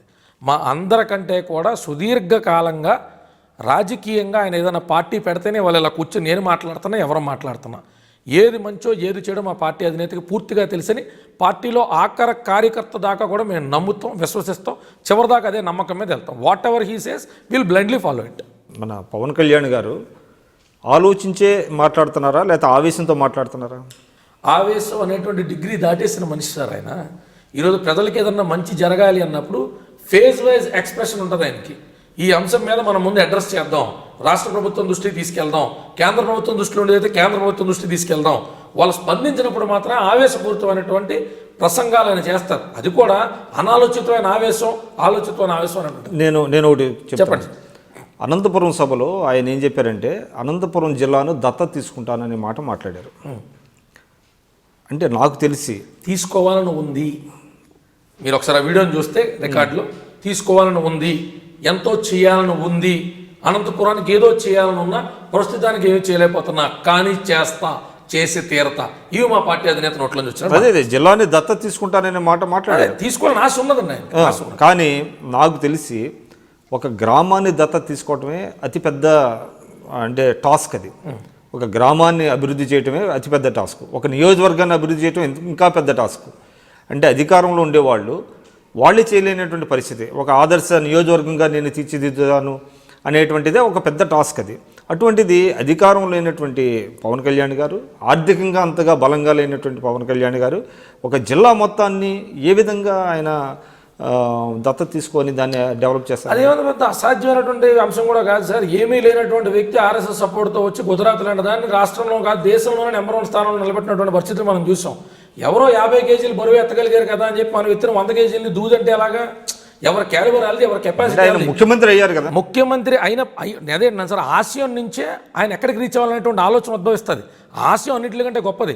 పవన్ కళ్యాణ్ గారు ఒక జిల్లా కాదు, 13 జిల్లాలని కూడా భౌగోళికంగా అన్ని రంగాల్లో కూడా ఐటీ, నాన్ ఐటీ ఇండస్ట్రీసు అన్ని రకాలుగా ఫార్మాస్యూటికల్స్, ఫార్మా రంగంలో కానీ రైతులకు సంబంధించినటువంటి అంశాల్లో కానీ అన్నింటిలో డెవలప్ చేయాలనేటువంటి సుదీర్ఘకాలం ఆశయం ఉన్నది. ఆ ఆశయం నుంచే ఈరోజు జనసేన అనేటువంటి ఆలోచన కార్యరూపం దాల్చింది. ఎవరు చూడొచ్చారు సార్? రేపు పొద్దున మా అధినేత 100% ఇదే ఆశయంతో మా కార్యకర్తలందరం పనిచేసుకుంటూ వెళ్తే సీఎం కుర్చీలో కూర్చోవచ్చు, మంచి కేబినెట్ మంత్రులు దొరకచ్చు. అన్ని భౌగోళికంగా కలిస్తే ఆంధ్ర రాష్ట్రం అనేటువంటిది ఒకప్పుడు అన్నపూర్ణ కింద ఉన్న మనం కూడా మళ్ళీ ఇవాళ టాప్ మోస్ట్ పొజిషన్ 29 స్టేట్స్ 30 స్టేట్స్లో మనం ఉండొచ్చు. చెప్పలేం, నథింగ్ ఈజ్ ఇంపాసిబుల్. ఒక ఆశయం అంటే దత్తత అనేది ఏంటి? మీరు అధికారం వచ్చిన తర్వాత దత్తత తీసుకుంటారా, ఇప్పుడు దత్తత తీసుకుంటారా? సరే, ఇప్పుడు దత్తత తీసుకొని చేయడానికి మీరే చెప్తున్నారు. ఒక ఎంపీ ఫండ్స్, ఎమ్మెల్యే ఫండ్స్ కూడా మా అధినేత దగ్గర అయితే లేవు. దత్తత తీసుకున్నటువంటిది ఆ యొక్క ప్రాంతంలో ఆఫీస్ పెడతాను, నా కార్యాచరణ మొదలు పెడతాను. అక్కడ చాలా వెనకబాటుతనం ఉన్నది. ఆ వెనకబాటుతనాన్ని దూరం చేసి దాకా కూడా ఇది నా సొంత జిల్లా అనుకునేటువంటి రీతిలో నేను పనిచేస్తానని మెసేజ్ ఆయన పాస్ చేశారు. అక్కడ ఉండే ప్రజలు కూడా దాన్ని చాలా అద్భుతంగా దాన్ని రిసీవ్ చేసుకున్నారు. సో దత్తత తీసుకోవడం సెన్స్ ఏదో రోడ్లు వేసేస్తాం, బిల్డింగ్లు కట్టేస్తాం, భవంతులు కట్టేస్తాం అనేటువంటి అంశం కాదు. ఆ దిశగా ఉన్న పని జరుగుతున్నదా? ఖచ్చితంగా జరుగుతుంది సార్. ఆ రోజు ఏదైతే మా అధినేత అనంతపురం జిల్లా వెళ్ళారో, అనంతపురం జిల్లాలోనే అతి కీలకమైనటువంటి మా పార్టీ కార్యకర్తలతోనూ వాళ్ళతోనూ సమావేశాలు జరిగినాయి. అక్కడ కమిటీలు ఏర్పాటు చేయడం జరిగింది. గ్రౌండ్ వర్క్ ఆయన వెళ్ళిన ప్రతి చోట, కాకినాడ అవనండి, అనంతపురం అవనండి, తిరుపతి అవనండి, చాలా అద్భుతంగా మా పార్టీ కార్యకర్తలు అయితే పనిచేసుకుంటూ వెళ్తున్నారు. అనంతపురానికి సంబంధించి ఇంకేమన్నా అంశాలు ఉంటే ఆల్రెడీ మా దగ్గర అయితే కీలకమైనటువంటి ఫైల్స్ కొన్ని మేము సేకరించి పెట్టుకున్నాం. అది కాకుండా కూడా ఇంకేం చేయగలుగుతాం, ఎక్కడి నుంచి మొదలు పెడదాం, ఎలా తీసుకెళ్దాం అనేటువంటి ప్లాన్ ఆఫ్ యాక్షన్ అయితే మా పార్టీ ఇంటలెక్చువల్స్ దాని గురించి డిజైన్ చేస్తున్నారండి. కానీ అంటే జనసేన అధినేతని కలవటం చాలా కష్టం. ఆయనతో యాక్సెస్ లేదు. ఆయన చుట్టుపక్కల వాళ్ళు కూడా కొంతమంది దుర్భేద్యమైనటువంటి ఒక కోటలాగా కట్టి ఎవరు వెళ్ళకుండా అడ్డుపడుతున్నారు అనేటువంటి విమర్శ కూడా ఒకటి ఉంది. అది మీ దృష్టికి వచ్చిందా? చాలామంది అంటున్న మాట వరకు అయితే నేను వింటూ ఉంటాను కానండి, అందులో నేను పెద్దగా పసలేదని నమ్ముతాను నేను. ఎందుకంటే పవన్ కళ్యాణ్ గారు ఎవరిని కలవకుండా ఉంటే ప్రతిరోజు సోషల్ మీడియాలోనో ప్రతి చోటనో పవన్ కళ్యాణ్ గారు అభిమానులు వెళ్ళారనో, ఆయన భోజనాలు పెట్టారనో, ఆ కాటం నాయుడు షూటింగ్లో ఎంతమంది కలిసి అంతమంది కలిసాను. మొన్న ఒక కాటం నాయుడు షూటింగ్లో మాత్రమే 1500 పైచిలకు మంది అభిమానులని డిఫరెంట్ విడతల కింద పవన్ కళ్యాణ్ గారు కలిసినటువంటి దాఖలాలు ఉన్నాయండి. ఇప్పుడు పార్టీ అంటూ పెట్టిన తర్వాత పవన్ కళ్యాణ్ గారు తలుపులేసిన ఇంట్లో అయితే కూర్చోలేరు. If it is not today tomorrow, if it is not tomorrow day after tomorrow, you have to come out, you have to interact with everybody. That is జరుగుతుంది సార్. ఆల్రెడీ నేను ఏమంటానంటే, వెళ్ళాలనుకున్న ప్రతి ఓడు కూడా ఒక ఛానల్ ట్రై చేస్తాడు. ఆ ఛానల్లో పవన్ కళ్యాణ్ గారి దగ్గర ఉన్న వాళ్ళు ఎవరికో ఫోన్ చేస్తారు, బాబు ఇప్పుడు కాదు షూటింగ్లోనో తర్వాత కలుద్దాం అనగా నేను 2-3 సార్లు ఫాలోఅప్ చేసి పవన్ కళ్యాణ్ ఎవరిని కలవట్లేదు అనేటువంటి రోమన్ మార్కెట్లో తీసుకెళ్తాను. అసలు ఫస్ట్ ఆఫ్ ఆల్ నేను కలవాలనుకున్న వాళ్ళు ఎవరైనా అడిగేటువంటి క్వశ్చన్ ఒకటే, పవన్ కళ్యాణ్ గారిని కలిసి ఏం చేస్తారు? పార్టీ కోసం పనిచేసుకుంటూ వెళ్దాం. ఆయన అసైన్ చేసిన హోంవర్కే ఉంటుందా మనకి? ఆయన చెప్పినటువంటి ప్రెసెంటెన్స్ ఉంటాయా? నీకు పనిచేయాలనేటువంటి తత్పరత ఉంటే ఏది పార్టీకి ప్లస్ వద్దు, ఏది పార్టీకి మైనస్ వద్దు తెలియదండి. ఆ పనులు మనం చేసుకుంటూ వెళ్తా ఉంటే ఆయన గుర్తిస్తారు. మనం రాంగ్ వేలు వెళ్తున్నప్పుడు కరెక్ట్ చేస్తారు. అంతేగాని పవన్ కళ్యాణ్ అంటే గారిని పార్టీ మీకు ఒక డైరెక్షన్ ఇవ్వాల్సిన అవసరం ఉంది కదా. పార్టీ డైరెక్షన్ ఇచ్చే రోజున ఖచ్చితంగా ప్రతి ఒక్కరికి గైడ్ లైన్స్తో పాటు పార్టీ కార్యాచరణని కూడా చాలా కూలంకషంగా వివరించడం, ఆ దిశగా పార్టీ కార్యకర్తలకు ఎనర్జీస్ని వాడుకోవడం జరుగుతుంది. ఈ లోపల ఎవరైతే ఎర్లీ బర్డ్స్ ఉన్నామో, మనం అత్యుత్సాహంగా పవన్ కళ్యాణ్ గారి కోసం పనిచేయాలనేటువంటి తాపత్రయం ఉన్నదో, మంచి చెడు మీరు బేరీజ్ వేసుకుని పార్టీ పెద్దలకి తెలియజేసి కార్యక్రమాలు చేసుకుంటూ వెళ్తూ ఉండండి. మా పార్టీ పెద్దలందరితో కూడా టచ్లో ఉంటారు. ఎవరైతే మా పార్టీలో వాళ్ళు పవన్ కళ్యాణ్ గారు ప్రకటించారో, శ్రీ మారిశెట్టి రాఘవయ్య గారు కానీ, లేకపోతే హనీఫ్ గారు ఫిల్మ్కి సంబంధించి చూసుకుంటూ ఉంటారండి, శంకర్ గౌడ్ అన్న కానీ, మైదర్ రెడ్డి అన్న కానీ, లేకపోతే మన హరిప్రసాద్ గారు కానీ, వీళ్ళందరూ కూడా మీడియా హెడ్ హరిప్రసాద్ గారు కానీ అందరికీ అందుబాటులో ఉంటారు. ఏ రోజు ఎవరో ఫోన్ చేసినా కూడా మా పార్టీ పెద్దలు అర్ధరాత్రి 12 కూడా స్పందించినటువంటి దాఖలాలు ఉన్నాయి. మా పార్టీలో ఏ రకమైన అంబిగ్యూటీ లేదు. ఎవరెవరైతే రూమర్స్ క్రియేట్ చేస్తున్నారో, బయట నుంచి క్రియేట్ చేస్తున్నారో తప్ప పవన్ కళ్యాణ్ గారు ఎందుకు కలవాలనుకుంటున్నామో పార్టీ పెద్ద క్లియర్గా ఇంటిమేట్ చేయండి. అంటే పబ్లిక్ యాక్సెస్ ఉందంటారా లీడర్లకి, పబ్లిక్కి? 100%. సరే, ఇప్పుడు లీడర్లు పబ్లిక్ అని మనం మాట్లాడుకుంటే పవన్ కళ్యాణ్ గారిని ప్రస్తుతానికి ఆయన ఏదైతే కమిట్మెంట్స్ ఉన్నారో కమిట్మెంట్ ఫుల్ఫిల్ చేసి ప్రత్యక్ష రాజకీయాల్లోకి వచ్చి పార్టీ ఆఫీసులో ఖచ్చితంగా కూర్చుంటారు. కూర్చున్న రోజు మారుమూల గ్రామం నుంచి వచ్చినటువంటి అభిమాన కార్యకర్త సామాన్య జనానికానికి కూడా పవన్ కళ్యాణ్ గారు అందుబాటులోకి వస్తారు సార్. ఇప్పుడు ఆ మాట వరకు వస్తే సుదీర్ఘకాలం రాజకీయంలో ఉన్నటువంటి చంద్రబాబు నాయుడు గారికి ఎంత యాక్సెసిబిలిటీ ఉందండి కామన్ పబ్లిక్కి? జగన్మోహన్ రెడ్డి గారికి ఎంత యాక్సెసిబిలిటీ ఉన్నది? ఒక రకమైన సెలబ్రిటీ స్టేటస్లో ఉండేటువంటి మనిషికి కొన్ని అవాంఛనీయమైనటువంటి పరిస్థితుల చుట్టూ అమ్ముకుని ఉంటాయి. దాన్ని మనం అర్థం చేసుకుని వాళ్ళతో పాటు ట్రావెల్ చేయాలి తప్ప పవన్ మమ్మల్ని కలవట్లేదు అంటే there is limit for everything. అంటే ఒకటండి, ప్రైవేటు జీవితాలు వారి సొంతం, పబ్లిక్లోకి వస్తే ఏమైనా అంటామని శ్రీశ్రీ అన్నారు. అంటే పబ్లిక్ లైఫ్లో వచ్చినప్పుడు మీ జీవితం మీ ప్రైవేట్ కాదు. అంటే పబ్లిక్ యాక్సెస్ ఉండాలి, రాజకీయ నాయకులను కలవాలి, ఇటువంటి ఎన్నో ఉన్నాయి పబ్లిక్ లైఫ్లోకి వచ్చినప్పుడు. పబ్లిక్ లైఫ్లోకి వచ్చినప్పుడు ప్రతి ఒక్కరు క్వశ్చన్ చేస్తారు. So that is their right. కానీ మీరు ఏంటంటే మేము అంటే పరిమితంగానే పబ్లిక్ని కలుస్తాను, లేదా మేము కలవము, మాదే కరెక్టు, ఈ లైన్లోనే వెళ్తామని. పరిమితంగానే కలుస్తాననేటువంటి ధోరణి పవన్ కళ్యాణ్ గారికి మాకు ఉండదు. అలా పరిమితంగానే కలిసేటట్టయితే ఇవాళ ఉద్దానం సమస్య కానీ, మొన్న యాక్వా ఫుడ్ పార్క్ సంబంధించి మా పార్టీ అధినేత పంపించినటువంటి టీం అయితే కానీ, మేము అక్కడికి వెళ్ళి ప్రత్యేకంగా మేము చేసిన పోరాటాలు అయితే కానీ, ఎవ్వరూ కలవకుండా ఉంటే ప్రజా సమస్యలు మా పార్టీ అధినేత దగ్గరికి ఎలాగెళ్తున్నాయి? ఒకటే స్ట్రైట్గా వచ్చింది సార్, ఎవరు కలవడానికి యాక్సెసే లేదు. మరి మా పార్టీ అధినేత దగ్గరికి ప్రజా సమస్యలు ఎలా వెళ్తున్నాయి, ప్రజల మీద సమస్యల మీద ఆయన ఎలా పోరాటం చేస్తున్నారు? అది తీవ్రంగా ఖండించదగ్గ విషయం. మా పార్టీ అధినేత కళ్ళు ప్రతి కార్యకర్త కార్యాచరణ మీద ఎవరేం చేస్తున్నారు, ఏ జిల్లాలో, ఏ ప్రాంతంలో, ఏ టౌన్లో ఎవరు యాక్టివ్గా ఉన్నారు, ఎవరు ఇన్యాక్టివ్గా ఉన్నారు, ఎవరు క్లెయిమ్ చేసుకోవడం చేస్తున్నారు, ఎవరు స్వార్థపూరితంగా టోటల్గా బ్లంట్గా దీన్ని ఏదో అడ్డుపెట్టుకుని ఏదో చేయాలనుకునే ధోరణిలో ఉన్నారు, ఎవరు ఉన్నారు, అన్ని రిపోర్ట్స్ మా పార్టీ అధినేత దగ్గర ఉన్నాయి సార్. అతి కీలకమైన సమయంలో రిపోర్ట్స్ ఏ రకమైన రిపోర్ట్స్? ప్రతి కార్యకర్త మీద, ప్రతి క్యాండిడేట్ మీద, ప్రతి ఆస్పిరెంట్ మీద పవన్ కళ్యాణ్ గారికి పూర్తి స్థాయి అవగాహన ఉన్నది. ఎవరిని పబ్లిక్ ఫోరంలో పెట్టాలా, ఎవరిని ఫోర్ ఫ్రంట్లో పెట్టాలా, అంటే 13 జిల్లాల్లో పార్టీని ఏ విధంగా నిర్మాణం చేయాలి? ఒక్క 13 జిల్లాలే కాదు సార్, ఇరు తెలుగు రాష్ట్రాల్లో కూడా జనసేన ప్రాబల్యం ఉంటుంది. కనుకే ఫస్ట్ అండ్ ఫార్మోస్ట్ తెలంగాణ మీద ఆయనకు ఉండేటువంటి మమకారం, ఫస్ట్ నుంచి తెలంగాణతో అసోసియేట్ ఆయన జీవన శైలి కొనసాగినటువంటి విధానంలో తెలంగాణలో మొట్టమొదటిసారిగా పార్టీ నుంచి అఫీషియల్ వాయిస్ వినపడేటట్టుగా మైదర్ రెడ్డి అన్నను, శంకర్ గౌడ్ అన్నను అనౌన్స్ చేయడం జరిగింది. పార్టీ మీడియా హెడ్ కింద హరిప్రసాద్ అన్నను పెట్టడం జరిగినది. అంటే ఇక్కడ ఒకటే ఆస్పెక్ట్ మనం గమనించాలా, ఏదో తొందరబందరగా తత్తరబెత్తరగా ఎవరిని అనౌన్స్ చేసేసాం, వాళ్ళ క్రెడిబిలిటీ ఏందో, క్యారెక్టర్ ఏందో, కాండక్ట్ ఏందో తెలియకుండా ప్రజల మీద మనం పార్టీ తరపున రుద్దాం. రేపొద్దున ఏదైనా పవర్ని మిస్యూటిలైజ్ చేసుకుంటే పార్టీ అధినేతకో పార్టీకో చెడ్డ పేరని మేము భయపడలేదు సార్.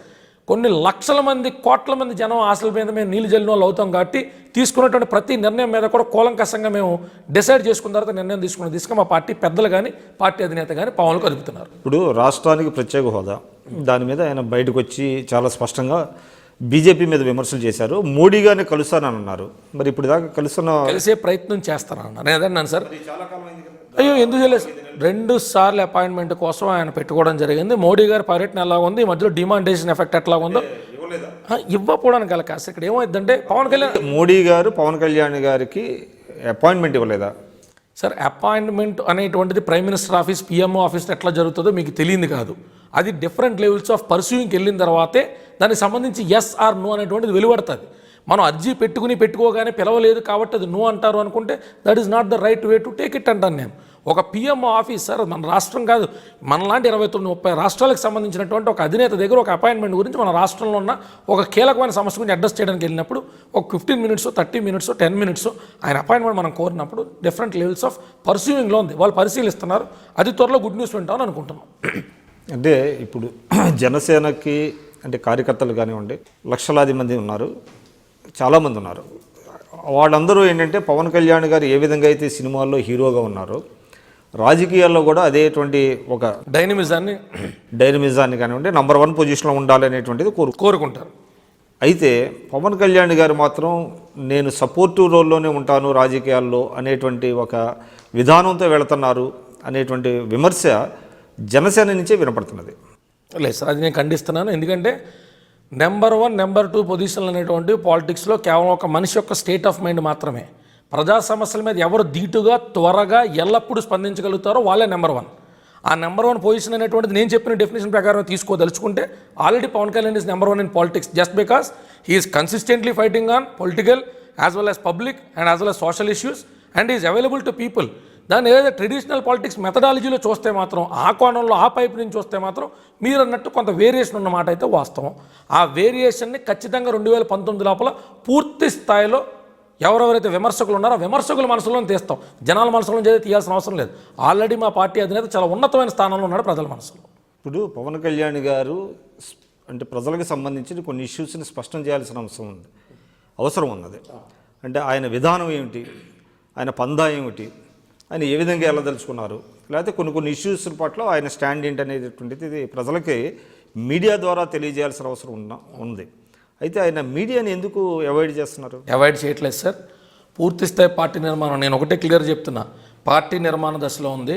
అతి త్వరలో లెస్ దాన్ 6 months స్పాన్లో మా పార్టీ ఆఫీస్లో రెగ్యులర్ ప్రెస్ మీట్లు పెట్టడం కానీ, ప్రతి సమస్య మీద కూడా ఇమీడియట్గా మా పార్టీ స్టాండ్ అని చెప్పడం కానీ, ప్రెస్ నోట్ రిలీజ్ చేయడం కానీ, ఏదైతే ఒక పొలిటికల్ పార్టీ ప్యూర్ ఫంక్షనాలిటీ ఉంటుందో ఆ ఫంక్షనాలిటీని ఆల్రెడీ మేము అడాప్ట్ చేసుకున్నాం. ఎగ్జిక్యూషన్ కోసం మాత్రం it takes a little while మాత్రమే. ఖచ్చితంగా ప్రెస్ నోట్లు ఉంటాయి మా పార్టీ ఆఫీస్ నుంచి. ప్రతి సమస్య మీద కూడా మా పార్టీలో ఉండేటువంటి ఇంటలెక్చువల్స్ కానీ, స్పోక్స్ పర్సన్స్ కానీ, రిప్రజెంటేటివ్స్ కానీ ఖచ్చితంగా మాట్లాడతారు. ప్రతి సమస్య మీద చంద్రబాబు నాయుడు మాట్లాడక్కల్లా, ప్రతి సమస్య మీద జగన్మోహన్ రెడ్డి మాట్లాడక్కల్లా, కీలకమైన అంశాల మీద వాళ్ళు స్పందిస్తారు.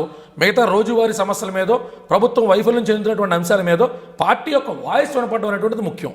జనసేన పార్టీలో వినపడే ప్రతి వాయిస్ కూడా రెప్లికా ఆఫ్ పవన్ కళ్యాణ్ గారు అవుతారు తప్ప, మా పార్టీ అధినేత సిద్ధాంతాలు మేము మైండ్లో పెట్టుకుని మాట్లాడతాం తప్ప, మా ఎవరం కూడా ఇండివిజువల్గా మాట్లాడేటువంటి పరిస్థితి కానీ, ఇండివిజువల్గా ఉండేటువంటి పరిస్థితి కానీ ఆయన ప్రకటించిన తర్వాత, అధికారికంగా మాది పూర్తి ఫంక్షనాలిటీ వచ్చిన తర్వాత ఉండబోదు.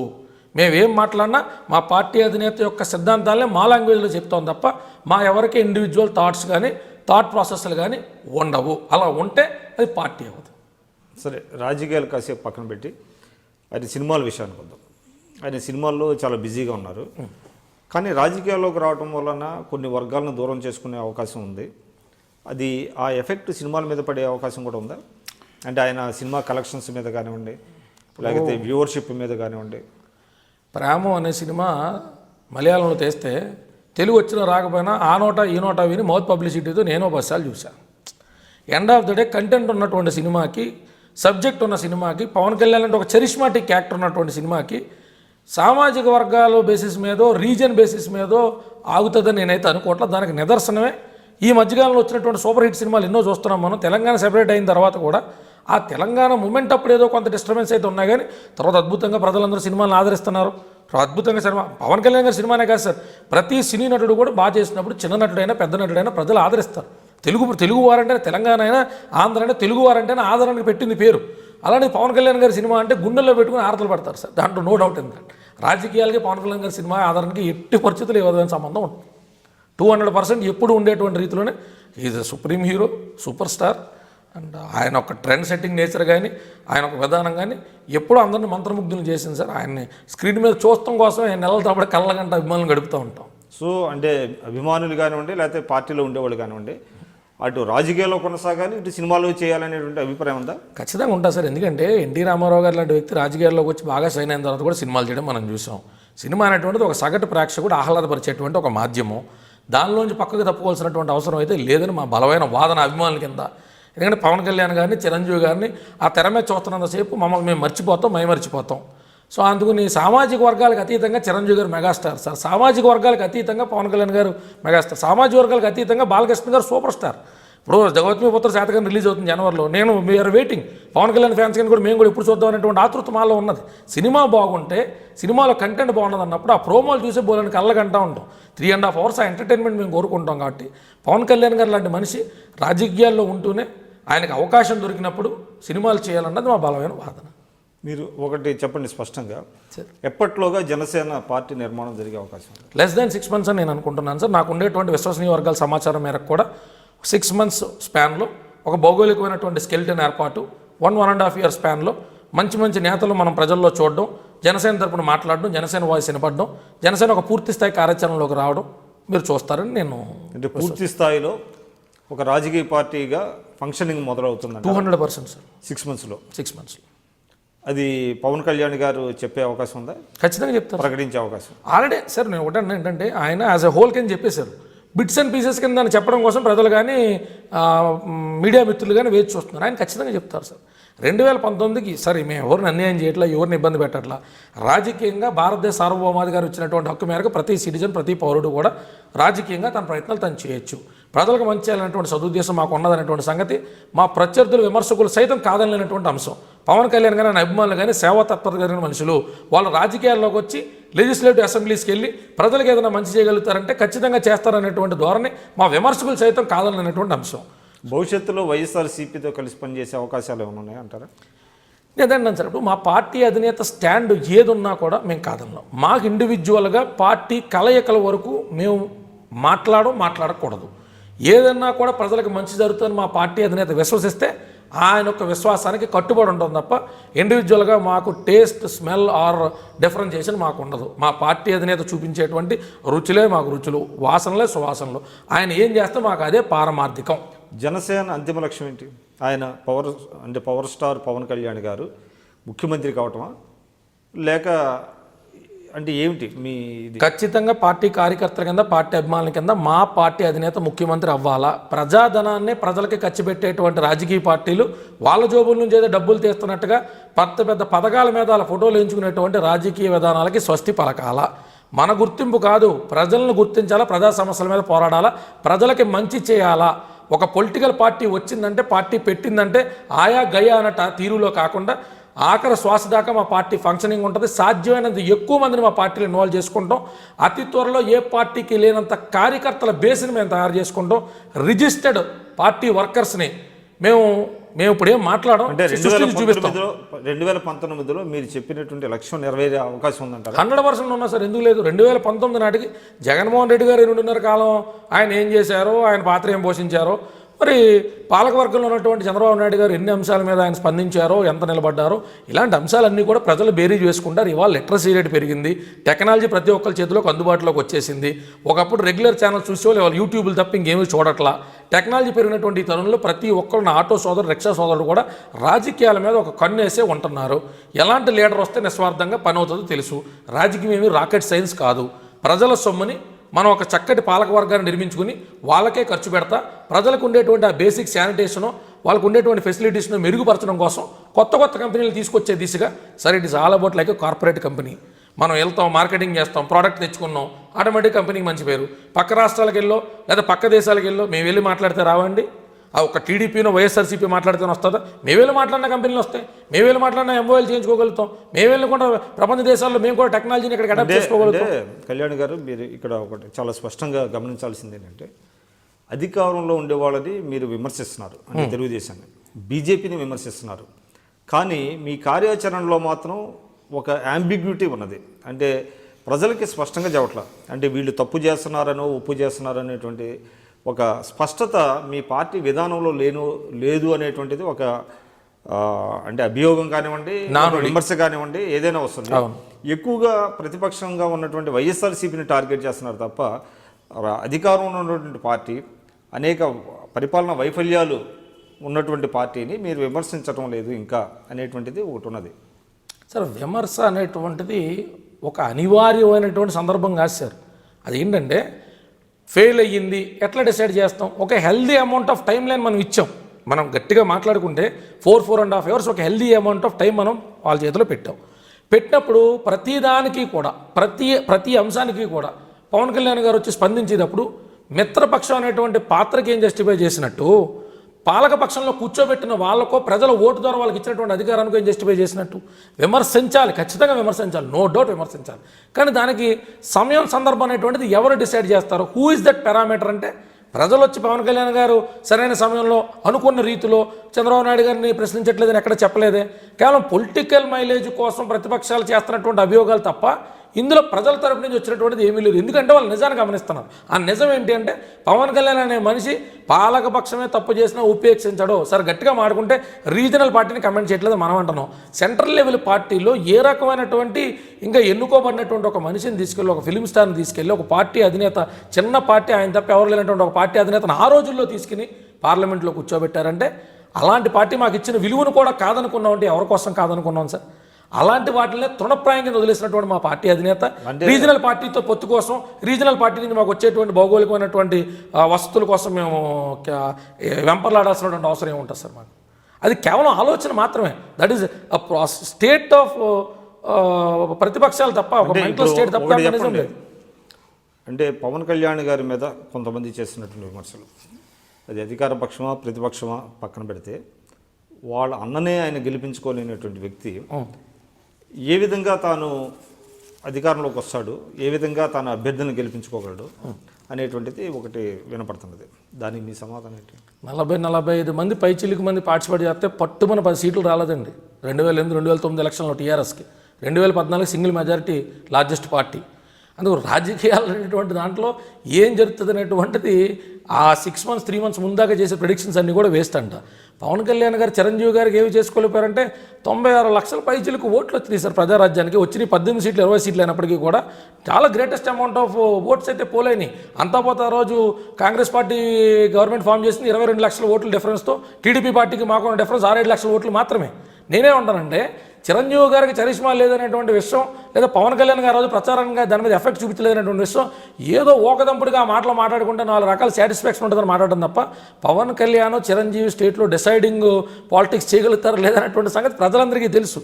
అయితే ఈరోజు గమనించాల్సినటువంటి విషయం ఏంటంటే యునైటెడ్ ఆంధ్రప్రదేశ్లోనే 90 లక్షల పైచీలకు ఓట్లు వచ్చినటువంటి ఆ కుటుంబానికి ఇవాళ కుటుంబం నుంచి బయటకు వచ్చేసి ఇండివిజువల్గా ఒక అంశం మీద పూర్తి స్థాయిలో నిలబడ్డటువంటి మా పార్టీ అధినేతకి 13 జిల్లాల్లో ఏ రకమైన మెజారిటీ వస్తుంది అనేటువంటి సంగతి అందరికీ అయితే తెలుసు.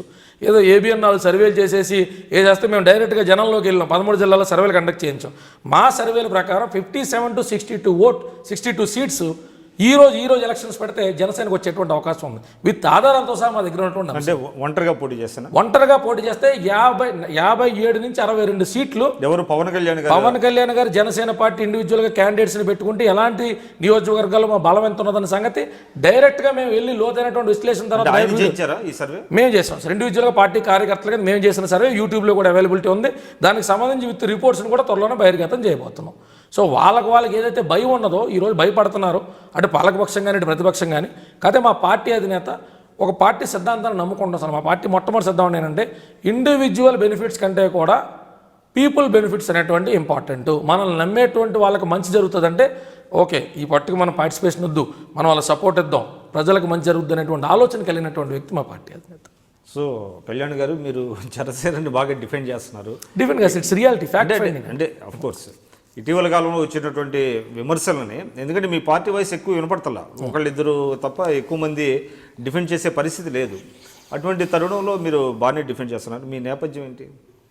మా పార్టీ అధినేతతో పాటు చివరి దాకా నడవాలా, ఆఖరి శ్వాస దాకా మా పార్టీ యొక్క మంచి కోసం పనిచేయాలా, మా పార్టీ సిద్ధాంతాలు. మీ నేపథ్యం అడుగుతున్నా. మా నేపథ్యం, మా లక్ష్యం కూడా రెండు ఒకటే సార్. మా పార్టీ అధినేత నుంచి మేము ఆశించేటువంటిది ఏదన్నా ఉంటే ఆయన మంచి రాజకీయ నాయకుడి కింద ఎదుగుతూ మా బోటి యాస్పిరెంట్స్ అందరినీ కూడా తీసుకెళ్తూ ప్రజలకి మీరు అన్నట్టు ఇందాక చెప్పినట్టు నిస్వార్థమైన రాజకీయం అంటే నిస్వార్థం ఇన్ ద సెన్స్ కోట్లు దండుకోవాలా, ల్యాండ్ సెటిల్మెంట్లు చేయాలా, ల్యాండ్ గ్రాబింగ్లు చేయాలా, అధికారాన్ని అడ్డు పెట్టుకుని ప్రజలను హింసించాలా అనేటువంటి తత్పరత కాకుండా మాకు వచ్చే జీతాలు ఒకవేళ లెజిస్లేటివ్ అసెంబ్లీకి కనుక మేము నేతల కింద ఎన్నికైతే ఇప్పుడు జీతాలు బాగానే ఉన్నాయి, బెత్తాలు బాగానే ఉన్నాయి, ఎన్ఎల్వేసెస్ బాగానే ఉన్నాయి, వాటితో సంతృప్తి పడతా ప్రజా జీవనాన్ని గడుపుతా ప్రజలకు ఏదైనా మంచి చేసేటువంటి నాయకుల్ని గుర్తించి ప్రజలకు అందించే దిశగా మా పార్టీ అధినేత నడవాలని ఆకాంక్షిస్తున్నాం. మా ఎక్కడ నేపథ్యం. ఓకే కళ్యాణ్ గారు, ఆల్ ది బెస్ట్. నమస్తే, నా పేరు కళ్యాణ్ దిలీప్ శంకర్, జనసేన తరపున ప్రతినిధిని. ఈరోజు ఐ డ్రీమ్కి సంబంధించినటువంటి ఈ వీడియోలో పార్టిసిపేట్ చేయడం జరిగింది. పవన్ కళ్యాణ్ గారి మీద ప్రతిపక్షాలు చేస్తున్నటువంటి అభియోగాలకు సంబంధించి అయితేనే, ప్రజల్లో ఉన్నటువంటి కొన్ని రకాల అనుమానాలకు సంబంధించి అయితేనే నా యొక్క ఆలోచనల మేరకు వివరణ ఇవ్వడం జరిగింది. దీనికి సంబంధించి మన పార్టీ కార్యకర్తలు కానీ అభిమానులు కానీ తమ యొక్క విలువైనటువంటి ఫీడ్బ్యాక్ని తెలియజేస్తారని కోరుకుంటూ జై జనసేన, జై హింద్.